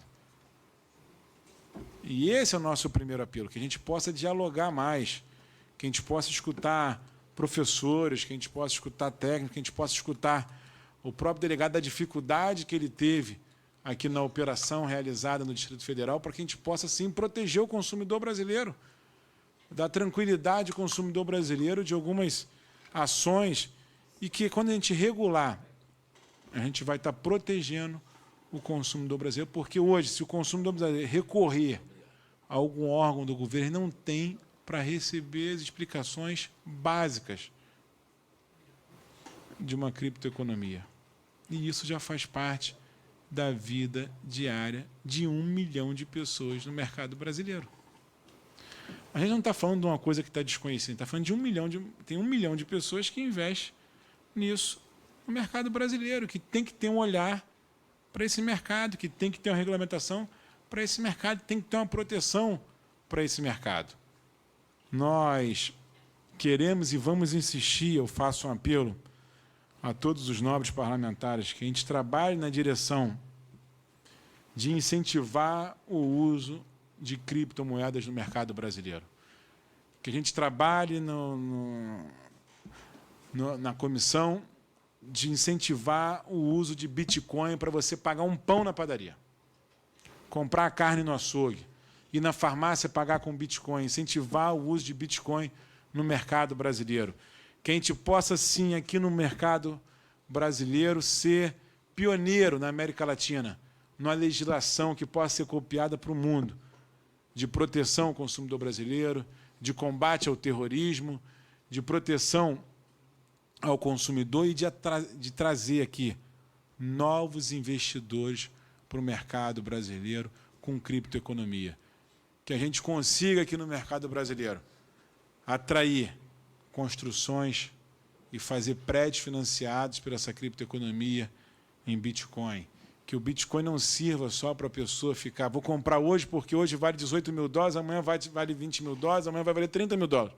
Não, que ele possa fazer o mercado brasileiro gerar. E eu faço um apelo, presidente, e quero contar com apoio, até de diálogo, e já fiz esse apelo ao deputado Expedito Neto, não sei se o deputado Expedito Neto está na comissão, ou se ele já saiu, que a gente não paute o relatório do deputado Expedito Neto enquanto não terminar todas as audiências públicas, e que o deputado Expedito Neto comece o diálogo e participe conosco da audiência com o COAF, com o Banco Central e com a Receita Federal. Tem muita divergência da Receita Federal ainda, porque ela coloca lá no campo do imposto de renda quantos Bitcoin você possui, mas falta um reconhecimento da moeda se é um ativo ou se não é um ativo. Então, eu tenho minhas dúvidas ainda como o Brasil quer enfrentar isso e como é que a gente vai enfrentar esse problema. Você imagine o seguinte, presidente, e aí eu termino a minha fala, a gente tem aqui um delegado de polícia, que o delegado está em alta no Brasil. Mas você imagine o seguinte, o Bitcoin no começo do ano valia cerca de $1.000. Não é isso? Aqui os entendidos da mesa, quem entende. Hoje vale cerca de $19.000.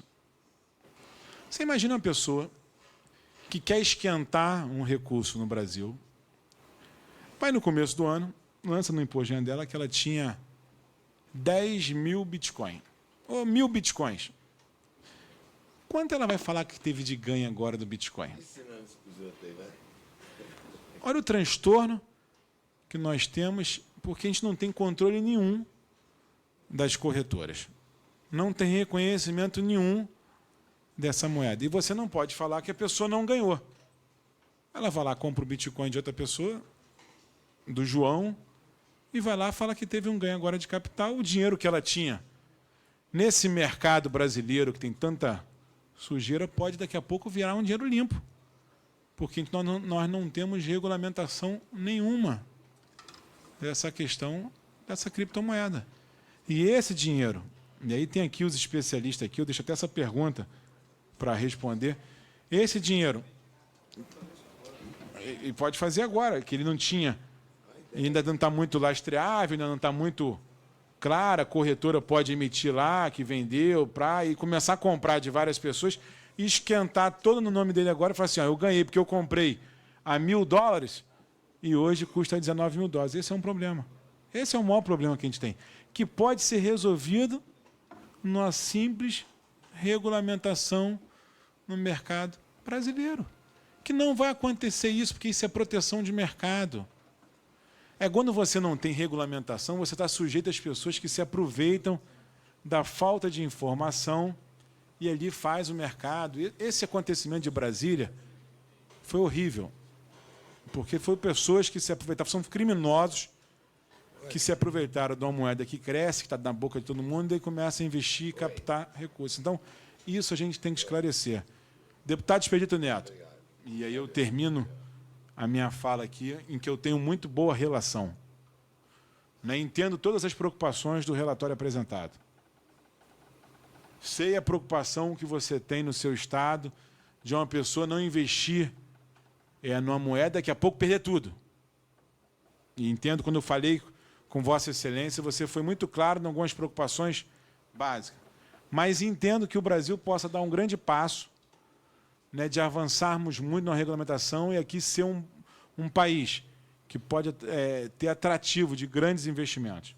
Fiz um apelo ao presidente da comissão para não pautar o seu relatório e faço um apelo a Vossa Excelência, que a gente possa dialogar com a Receita Federal, Banco Central e o COAF para construir aqui no nosso país um relatório que possa ser de atrativo e de trazer grandes investimentos. E o senhor, deputado Expedito Neto, pode ser o responsável pela criptoeconomia no Brasil, de trazer emprego, renda e grandes investimentos para o mercado brasileiro. Então, acho que o senhor pode contribuir muito com o novo relatório.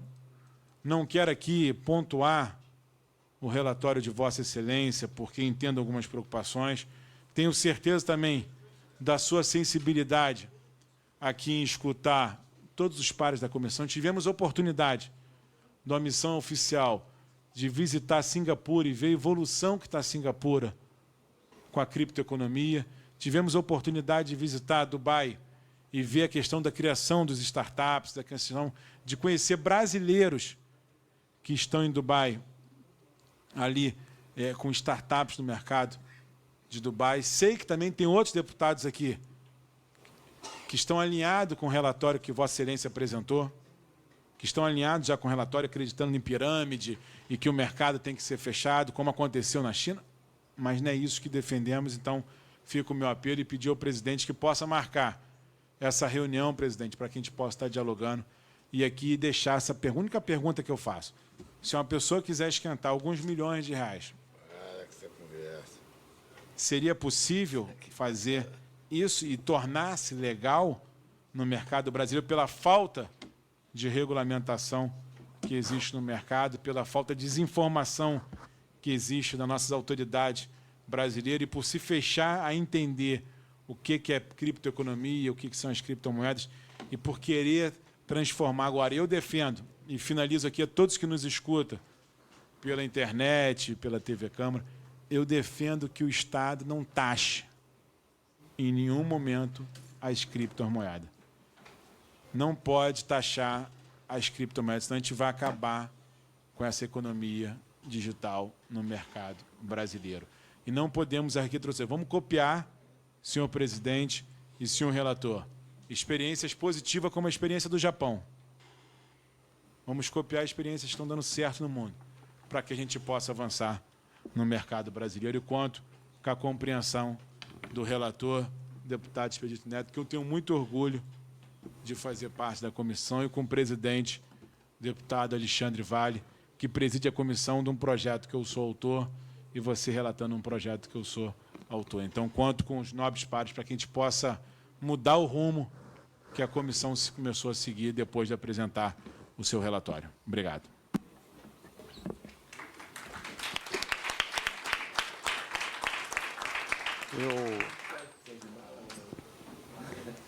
Eu quero fazer a minha fala, até aproveitar a presença do próprio relator que está aqui, porque eu disse isso aos jornais e está ligado.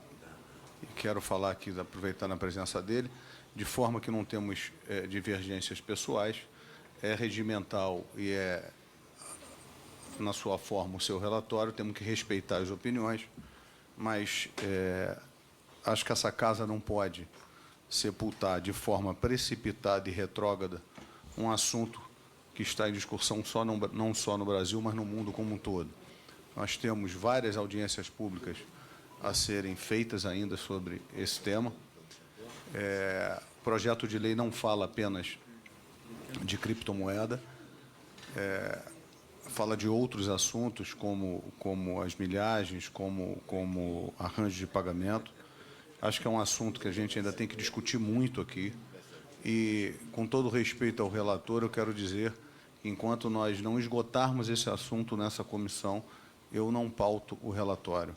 E faço a minha solicitação para que a gente possa ainda discutir intensamente esse relatório, porque o Brasil já é um país que sofre com tantas as suas mazelas, e nós não podemos levar essa a mais, né, num mercado que precisa crescer, num mercado que precisa ser ampliado e abrir.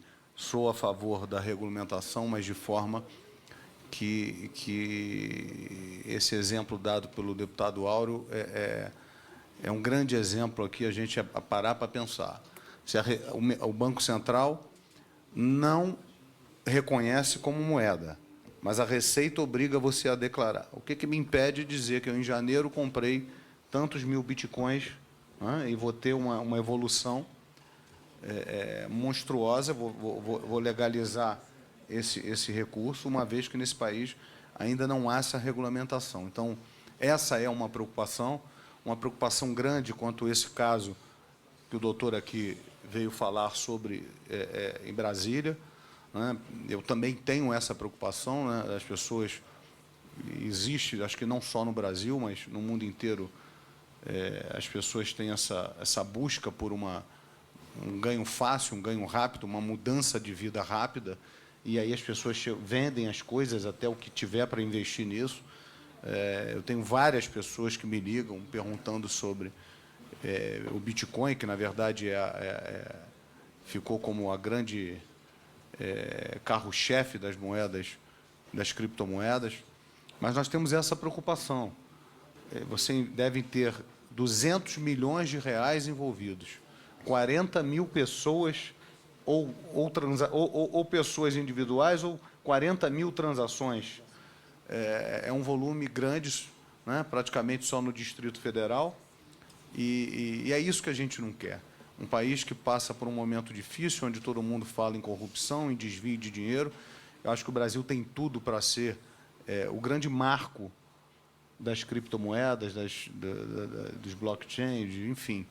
E nós precisamos, sim, regulamentar com consciência, com responsabilidade, para que a gente possa dar segurança ao investidor e ao comprador, a todos aqueles que queiram fazer uso dessa moeda. E aí eu gostaria de perguntar à Rosine se ela podia esclarecer a diferença, por exemplo, entre CryptaCoin, que é um esquema de pirâmide financeira, e o Bitcoin. Né? Como é que você vê isso? E que hoje nós não temos legislação, a não ser a já existente, como o senhor falou. Como é que foi enquadrado isso? Foi isso apenas como um pirâmide, essa operação? Ou entrou lavagem de dinheiro, entrou diversas... Porque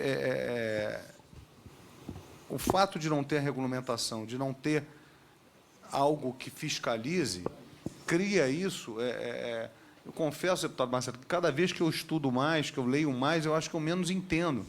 Porque talvez quando você pega um jovem, ele entenda mais rápido, porque essa evolução atual, recente. Você pega um senhor, às vezes já um investidor, isso não entra na cabeça. Qual é a garantia que se tem, né, quando o fato que você não tem um lastro, não tem nada que lastreia? Quer dizer, foram moedas criadas através de computadores, e aonde está isso guardado? Então, essa dúvida fica, lógico que é algo muito novo, mas que a gente vai superar. Daqui a pouco isso vai ficar claro, não só para o Brasil, mas para toda a população do mundo. Então, eu queria fazer essa pergunta. Um pouco desafiador responder isso em Desculpa, 3 minutos, né? Presidente, desculpa. Pois não. Só para pegar carona, primeira vez até que está tendo a nominal, é uma grande loucura, né, o que foi dito aqui. Quer dizer, a Receita reconhece quando você declara um imposto de renda. O Banco Central não reconhece. É uma doideira. E vai ficar mais difícil, doutor. Esse Bitcoin não dá para ir em mala, hein? Tem uma galera aqui que vai ter que regulamentar muito bem esse trem, viu? Então, vamos Poderia lá. até aproveitar para pagar o rombo da Previdência, aí pelo menos o Meirelles tirava esse tipo de projeto excelente de reforma aqui da Previdência. Eu acho uma excelente ideia, inclusive, pensar nisso. A diferença da plataforma Bitcoin com uma CryptaCoin é que, pela primeira vez na história, através do Bitcoin, se criou uma arquitetura tecnológica robusta o suficiente para assegurar a unicidade desse ativo digital. É uma questão técnica que eu precisaria explorar com mais tempo. Mas tem vários elementos que trazem segurança para esse sistema. Um dos elementos é justamente essa perspectiva de que a informação sobre quantos bitcoins há e quem é o titular daquele bitcoin, quem dispõe dele, é uma informação que não está guardada em um lugar único, está guardada em cada máquina que quiser guardar essa informação, que é justamente essa lógica distribuída. Então, eu precisaria de mais tempo para explicar. O que eu posso dizer é que foi a primeira proposta com base nessa arquitetura, é a proposta que tem mais adesão no mundo inteiro, por isso ela é mais forte. E ela é uma proposta que nunca foi hackeada. Por isso que ela é mais forte hoje. Há outras propostas similares, inspiradas no Bitcoin, que possivelmente no futuro poderiam até ultrapassar em termos de propósito. Mas isso é uma conversa realmente longa. Acho que a gente poderia partir da premissa de que a arquitetura tecnológica, o fato de justamente não ter um criador central, esse criador ser desconhecido, que tanto é visto como um risco, é justamente, por mais incrível que pareça, uma das bases da segurança também. Ninguém controla, é tudo gerenciado por matemática, são regras de um jogo que está sendo jogado por nós como usuários, pelos agentes validadores, dentro de um ecossistema que foi criado e que se tornou muito robusto desde 2009. Tá? Agora, em termos de regulamentação, eu ouço muito recorrentemente dizer que não tem regulamentação sobre criptomoedas. Isso não é correto. Tem muita regulamentação genérica, muita regulamentação genérica. O problema não está aí. O problema está em ver o que se aplica dessa regulamentação genérica e o que precisa a mais disso. Hoje, por exemplo, como a gente falou, o esquema de pirâmide é um tema tipificado nas normas penais. A pergunta é, deve ser pensado algo um pouco diferente ou não com relação a criptomoedas? Por exemplo, na Coreia do Sul, está se pensando em tornar um pouco mais restritiva a punição, tendo em vista o potencial destrutivo disso naquele país. Vale pensar isso aqui ou não? Esse é um ponto. Quando a gente fala de lavagem de dinheiro, que é um tema que eu não explorei na minha apresentação, esse é um tema muito interessante também quando a gente lida com isso. Muito se associa criptomoeda com lavagem de dinheiro. Essa associação não é a mais adequada também, porque tudo que acontece via criptomoedas é, como regra, rastreável. Há, sim, softwares que tentam atrapalhar esse rastreamento. Há, sim, uma necessidade da gente evoluir para, de fato, conseguir rastrear. Mas, intrinsecamente, a maior parte das criptomoedas é totalmente rastreável. Então, de novo, é uma questão técnica que a gente acaba sendo chamado a explorar para entender melhor os limites e ver como é que a gente pode trabalhar em cima disso. E sobre essa pessoa que vai investir ou não, que a gente tem preocupação, eu acho que é sempre uma questão do legislador colocar pesos e medidas da forma como seja mais razoável. Aqui já passou de uma questão individual de uma pessoa que pode ter problemas. Se tornou uma questão em nível nacional, como eu falei. Hoje já não é uma questão de proteger uma população, um grupo. A gente tem que pensar, achar um ponto de equilíbrio, mas nesse ponto de equilíbrio a gente vai ter que zelar pelo bem maior, que até talvez a nossa sobrevivência como um Estado com recursos financeiros dentro dessa nova era que está se impondo, deixando claro o seguinte: todo esse esforço de legislação que a gente vai estar tendo aqui, que a gente vem tendo por fora daqui também, ele é um esforço que tem um efeito parcial, porque a gente, querendo ou não, as criptomoedas estão aí. E é dificílimo, impossível, você penalizar todo mundo que opere com criptomoedas. Só para terminar, quando a gente fala das empresas que intermediam a compra e venda de criptomoedas, é muito interessante porque, mais de uma vez, elas são vistas também como agentes que geram problemas, né? Porque elas oferecem, elas não informam. Eu devo dizer o contrário. As pessoas aqui no Brasil que estão trabalhando com isso estão fazendo um trabalho informativo bastante robusto e, assim como eu disse, já tive a chance de falar ao Banco Central em reunião, vocês têm que ter a consciência que essas instituições que intermediam a compra e venda são o principal ponto de controle que a gente pode ter hoje. Porque se elas deixarem de existir, o que vai acontecer é que as pessoas podem ainda comprar criptomoedas de pessoa a pessoa. O sistema foi criado para isso.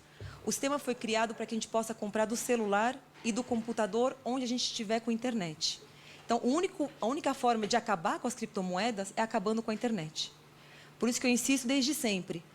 Tem coisa para acertar? Tem coisa para acertar. Tem coisa para organizar? Claro que tem.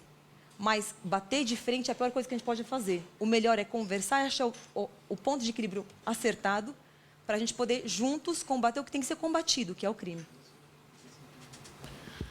Eu agradeço. Passo a palavra ao relator, deputado Expedito Neto.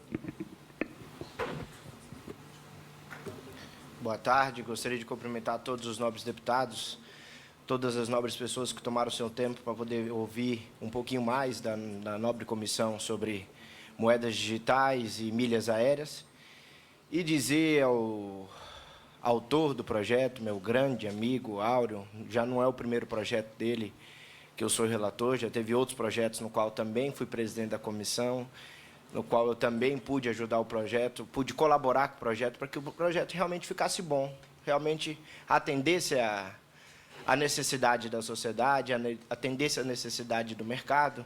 Muito se discute sobre crime, mas eu também gostaria de se discutir em relação às corretoras, garantias, que tipo de garantia, por exemplo, hoje uma corretora dá quando ela é invadida por um hacker. Nós temos lá o derretimento dos bitcoins, o roubo dos bitcoins. Como é que fica? A pessoa que tem uma carteira com aquela corretora, a corretora tem como dar algum certo tipo de garantia, caso ela seja assaltada?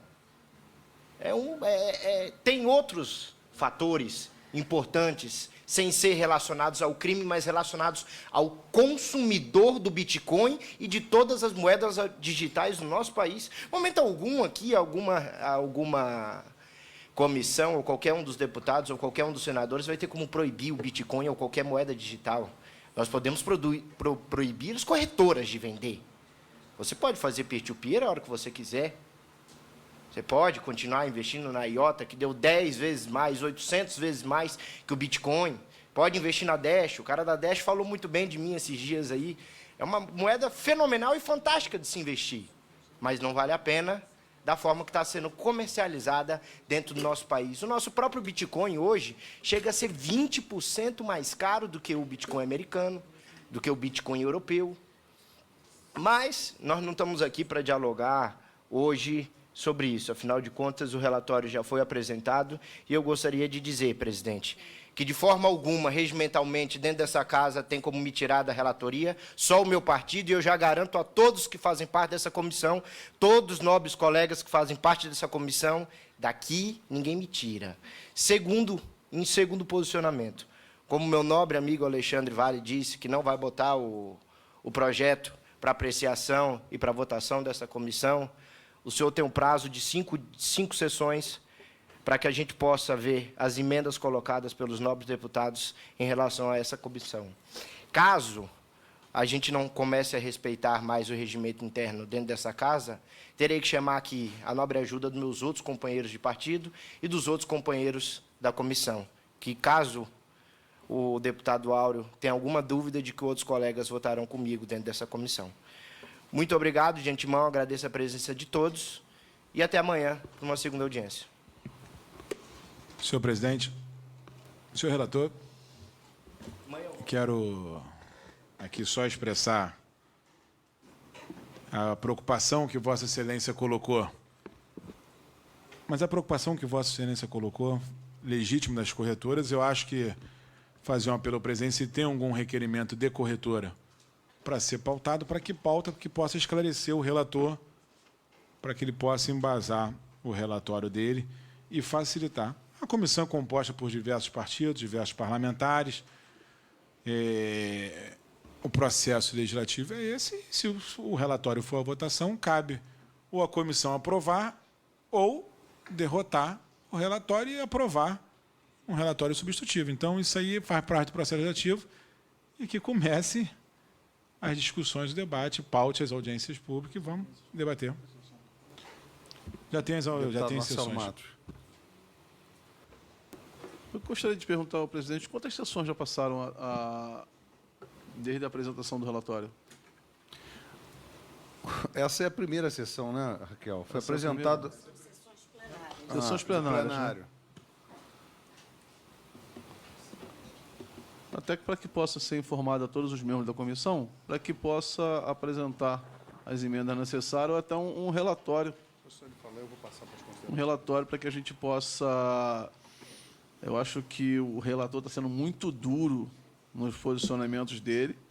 Eu acho... Ele tem esse direito, né? Cabe a nós, regimentalmente... Então, só para informar os membros da comissão, para que a gente possa apresentar até um relatório substitutivo, claro. entendeu? Para que a gente possa votar dentro da comissão, porque eu acho que a realidade das moedas hoje, a gente não pode dar as costas e deixar aí tomar conta, como aconteceu aqui em Brasília, aquele jogo de pirâmide, né, no qual acho que quanto menos informação for passado para a população, para os investidores, é pior. Então, eu acho que nós temos que encarar isso de frente, trazer esse tema realmente para esta casa, porque muitos desconhecem sobre a questão das criptomoedas e dos investimentos que estão sendo feitos mundo afora.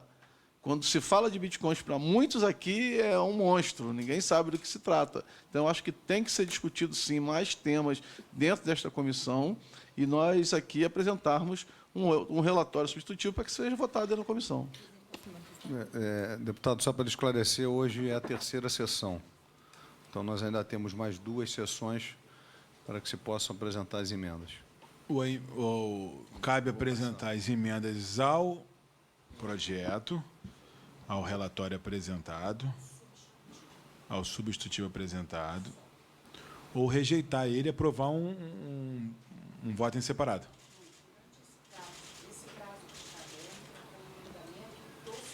Tá.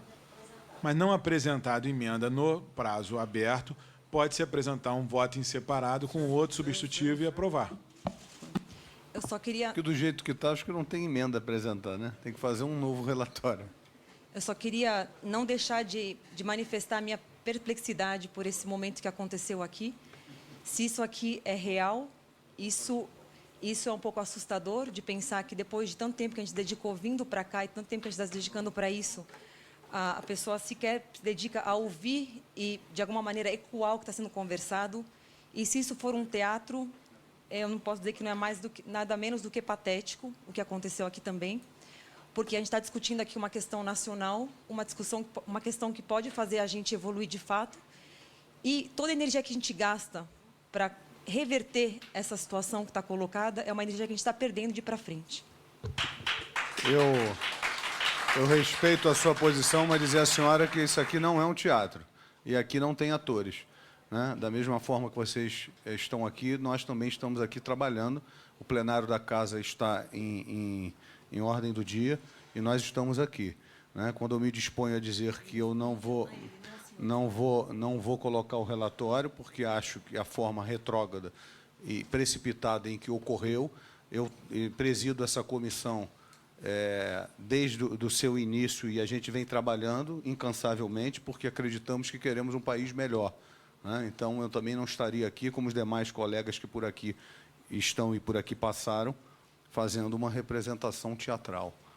Eu concedo para que a gente possa fazer as considerações finais a palavra... Senhor presidente, só porque eu vou votar, tem uma votação aberta, quero agradecer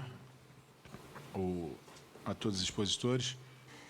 Agradecer, ele acabou que a gente não tem uma votação aberta no painel, mas eu vou pegar a resposta da pergunta que eu deixei feita e falar para todos que nos assistem pela TV Câmara que amanhã tem nova audiência pública, né, tratando de outros temas, que a gente possa evoluir na discussão. Acho que tem muita matéria para ser votada, eu acho que tem regimentalmente como derrotar o relatório, nós aprovarmos um substitutivo de um voto separado, tem muita coisa a ser feita ainda. Eu discordo totalmente do relatório apresentado pelo relator, tem uma divergência enorme e vou trabalhar para derrotar o relatório. Deputado Ório, me desculpe, só antes do senhor se retirar, eu gostaria de pedir desculpa também ao presidente Alexandre. Antes de responder as perguntas, eu gostaria de fazer uma sugestão. Em outros hearings mundiais, em outras comissões mundiais, a gente tem sempre a disponibilidade, por parte da comunidade científica, de auxiliares técnicos. Então, eu gostaria de me colocar à disposição. Eu gostaria de convidar qualquer colega meu da indústria que aqui está a se colocar à disposição da Câmara para auxiliá-los em detalhes mais técnicos, como o meu colega falou. Antes do senhor ir embora, eu só queria deixar claro que existe uma maneira muito transparente e muito simples, porque isso é uma característica do blockchain, do Bitcoin, de responder a sua pergunta da declaração de imposto de renda. Inclusive, eu coloco o meu CPF à disposição, porque eu tenho transações para fazer isso. Toda carteira de Bitcoin, que é exatamente como se fosse um endereço de e-mail, todas as transações dessa carteira são absolutamente públicas. Então, se a Receita Federal, na normativa de 2018, falar, olha, quando você declarar que você tem Bitcoin, me diga qual é a sua carteira, não existe nenhuma maneira de eu ocultar a data de qual foi feito o primeiro depósito desse Bitcoin. Então, se eu disser que eu recebi Bitcoin em janeiro e der esse endereço de e-mail, que é a minha carteira eletrônica, vai constar um depósito em janeiro. Não tem maneira de eu simular que eu recebi esse Bitcoin em janeiro e assim valorizar para dezembro. Se eu acabar de receber esse Bitcoin uma semana atrás, vai estar no blockchain público que eu recebi uma semana atrás. Isso é inviolável, nunca foi hackeado em 10 anos e é a maneira mais simples e transparente de fazer isso. Respondendo a outra coisa que também para a gente é muito grave, a falta de conhecimento do Brasil de educação financeira é o maior veículo de se fazer vítimas nas pirâmides. Então, a maneira mais simples de responder é, toda vez que vocês ouvirem alguma coisa chamada coin, não é uma moeda digital. É alguém que está fazendo um marketing perverso, usando a palavra coin para dizer que é alguma coisa tão rentável quanto o Bitcoin ou qualquer outra coin que tenha por aí. Esse é o caso da CryptoCoin. E o terceiro ponto, em relação à colocação de o que se deve fazer para proteger o consumidor, eu acho que nós da indústria temos que trabalhar também em conjunto em uma forma de autorregulação, independente da tempestividade do deputado Expedito, o ponto dele é bastante válido. Hoje mesmo nós tivemos um caso de uma exchange coreana que foi hackeada e todos os seus clientes ficam a ver navios. Eu, como cliente, eu acho que esse ponto é bastante válido e deveria ser endereçado também pela comissão. E, mais uma vez, muito obrigado pelo convite e pela disponibilidade de tempo da gente estar aqui falando. Senhor Rogério. Mais uma vez agradeço a excelência a oportunidade. Só para encerrar, para mim a sensação em relação a essas criptomoedas me lembra um pouco o cenário que você teve das .com no final dos anos 90, no final dos anos 90, em que não se entendia muito bem o que era esse mundo de internet, e isso gerou uma espécie de euforia em vários mercados. E toda vez que eu ouço aqui, e eu ouvi várias vezes aqui, proteger investimento, proteger o consumidor, proteger isso, na verdade, quando se está falando isso, não se está encarando o Bitcoin ou a criptomoeda como moeda, que é a função que ela nasceu, está se encarando ela como uma forma de poupança ou um investimento. Então, a natureza é outra. Então, nós não estamos falando de moeda, por isso que o Banco Central não reconhece, está se reconhecendo como um ativo, como uma ação, como qualquer outro papel vendido em bolsa, não se está reconhecendo como moeda, porque se existe essa preocupação, então o que se encara é como um ativo financeiro e não especificamente como um meio de troca ou exercendo aquelas funções que você tem características de moeda. E assim, mais uma vez, é difícil imaginar que um ativo que vai ter uma emissão finita de 21 milhões, que é o Bitcoin, você consiga ter hoje. Se a gente olhasse, se fosse hoje, tem 16 milhões e 700. A economia global é de mais de 80 trilhões de dólares. Quer dizer, você imaginar que você tenha todo sistema monetário amparado nisso, acho muito difícil. Eu acho que você vai ter, minha sensação, você vai ter várias criptomoedas, é um mundo em que a gente não entende direito o que está acontecendo ainda. Eu acho que é um mundo que vai mudar e que eu acho que você vai convergir para algumas moedas específicas. Esse é o meu cenário, eu acho que você vai trabalhar e que isso vai facilitar, inclusive, as transações internacionais, inclusive resgatando um pouco o que era a proposta inicial lá atrás de Bretton Woods, que não era a proposta americana de você ter o dólar como moeda global e sim uma moeda internacional. Isso pode acontecer, não sei se vai ser especificamente o Bitcoin, mas eu acredito que há a possibilidade de você ter uma moeda global trabalhando em paralelo com moedas nacionais. Agora, eu acho que precisa se olhar o que são as experiências bem-sucedidas e o que está acontecendo. A China proibiu as corretoras de operarem, apareceu já uma OneCoin lá, de uma empresa chamada Xunlei. A Coreia está muito preocupada já também com essas ações e tem que ver o que está acontecendo e se estudar nesses países para a gente não cair exatamente nas mesmas armadilhas que eles caíram. Obrigado.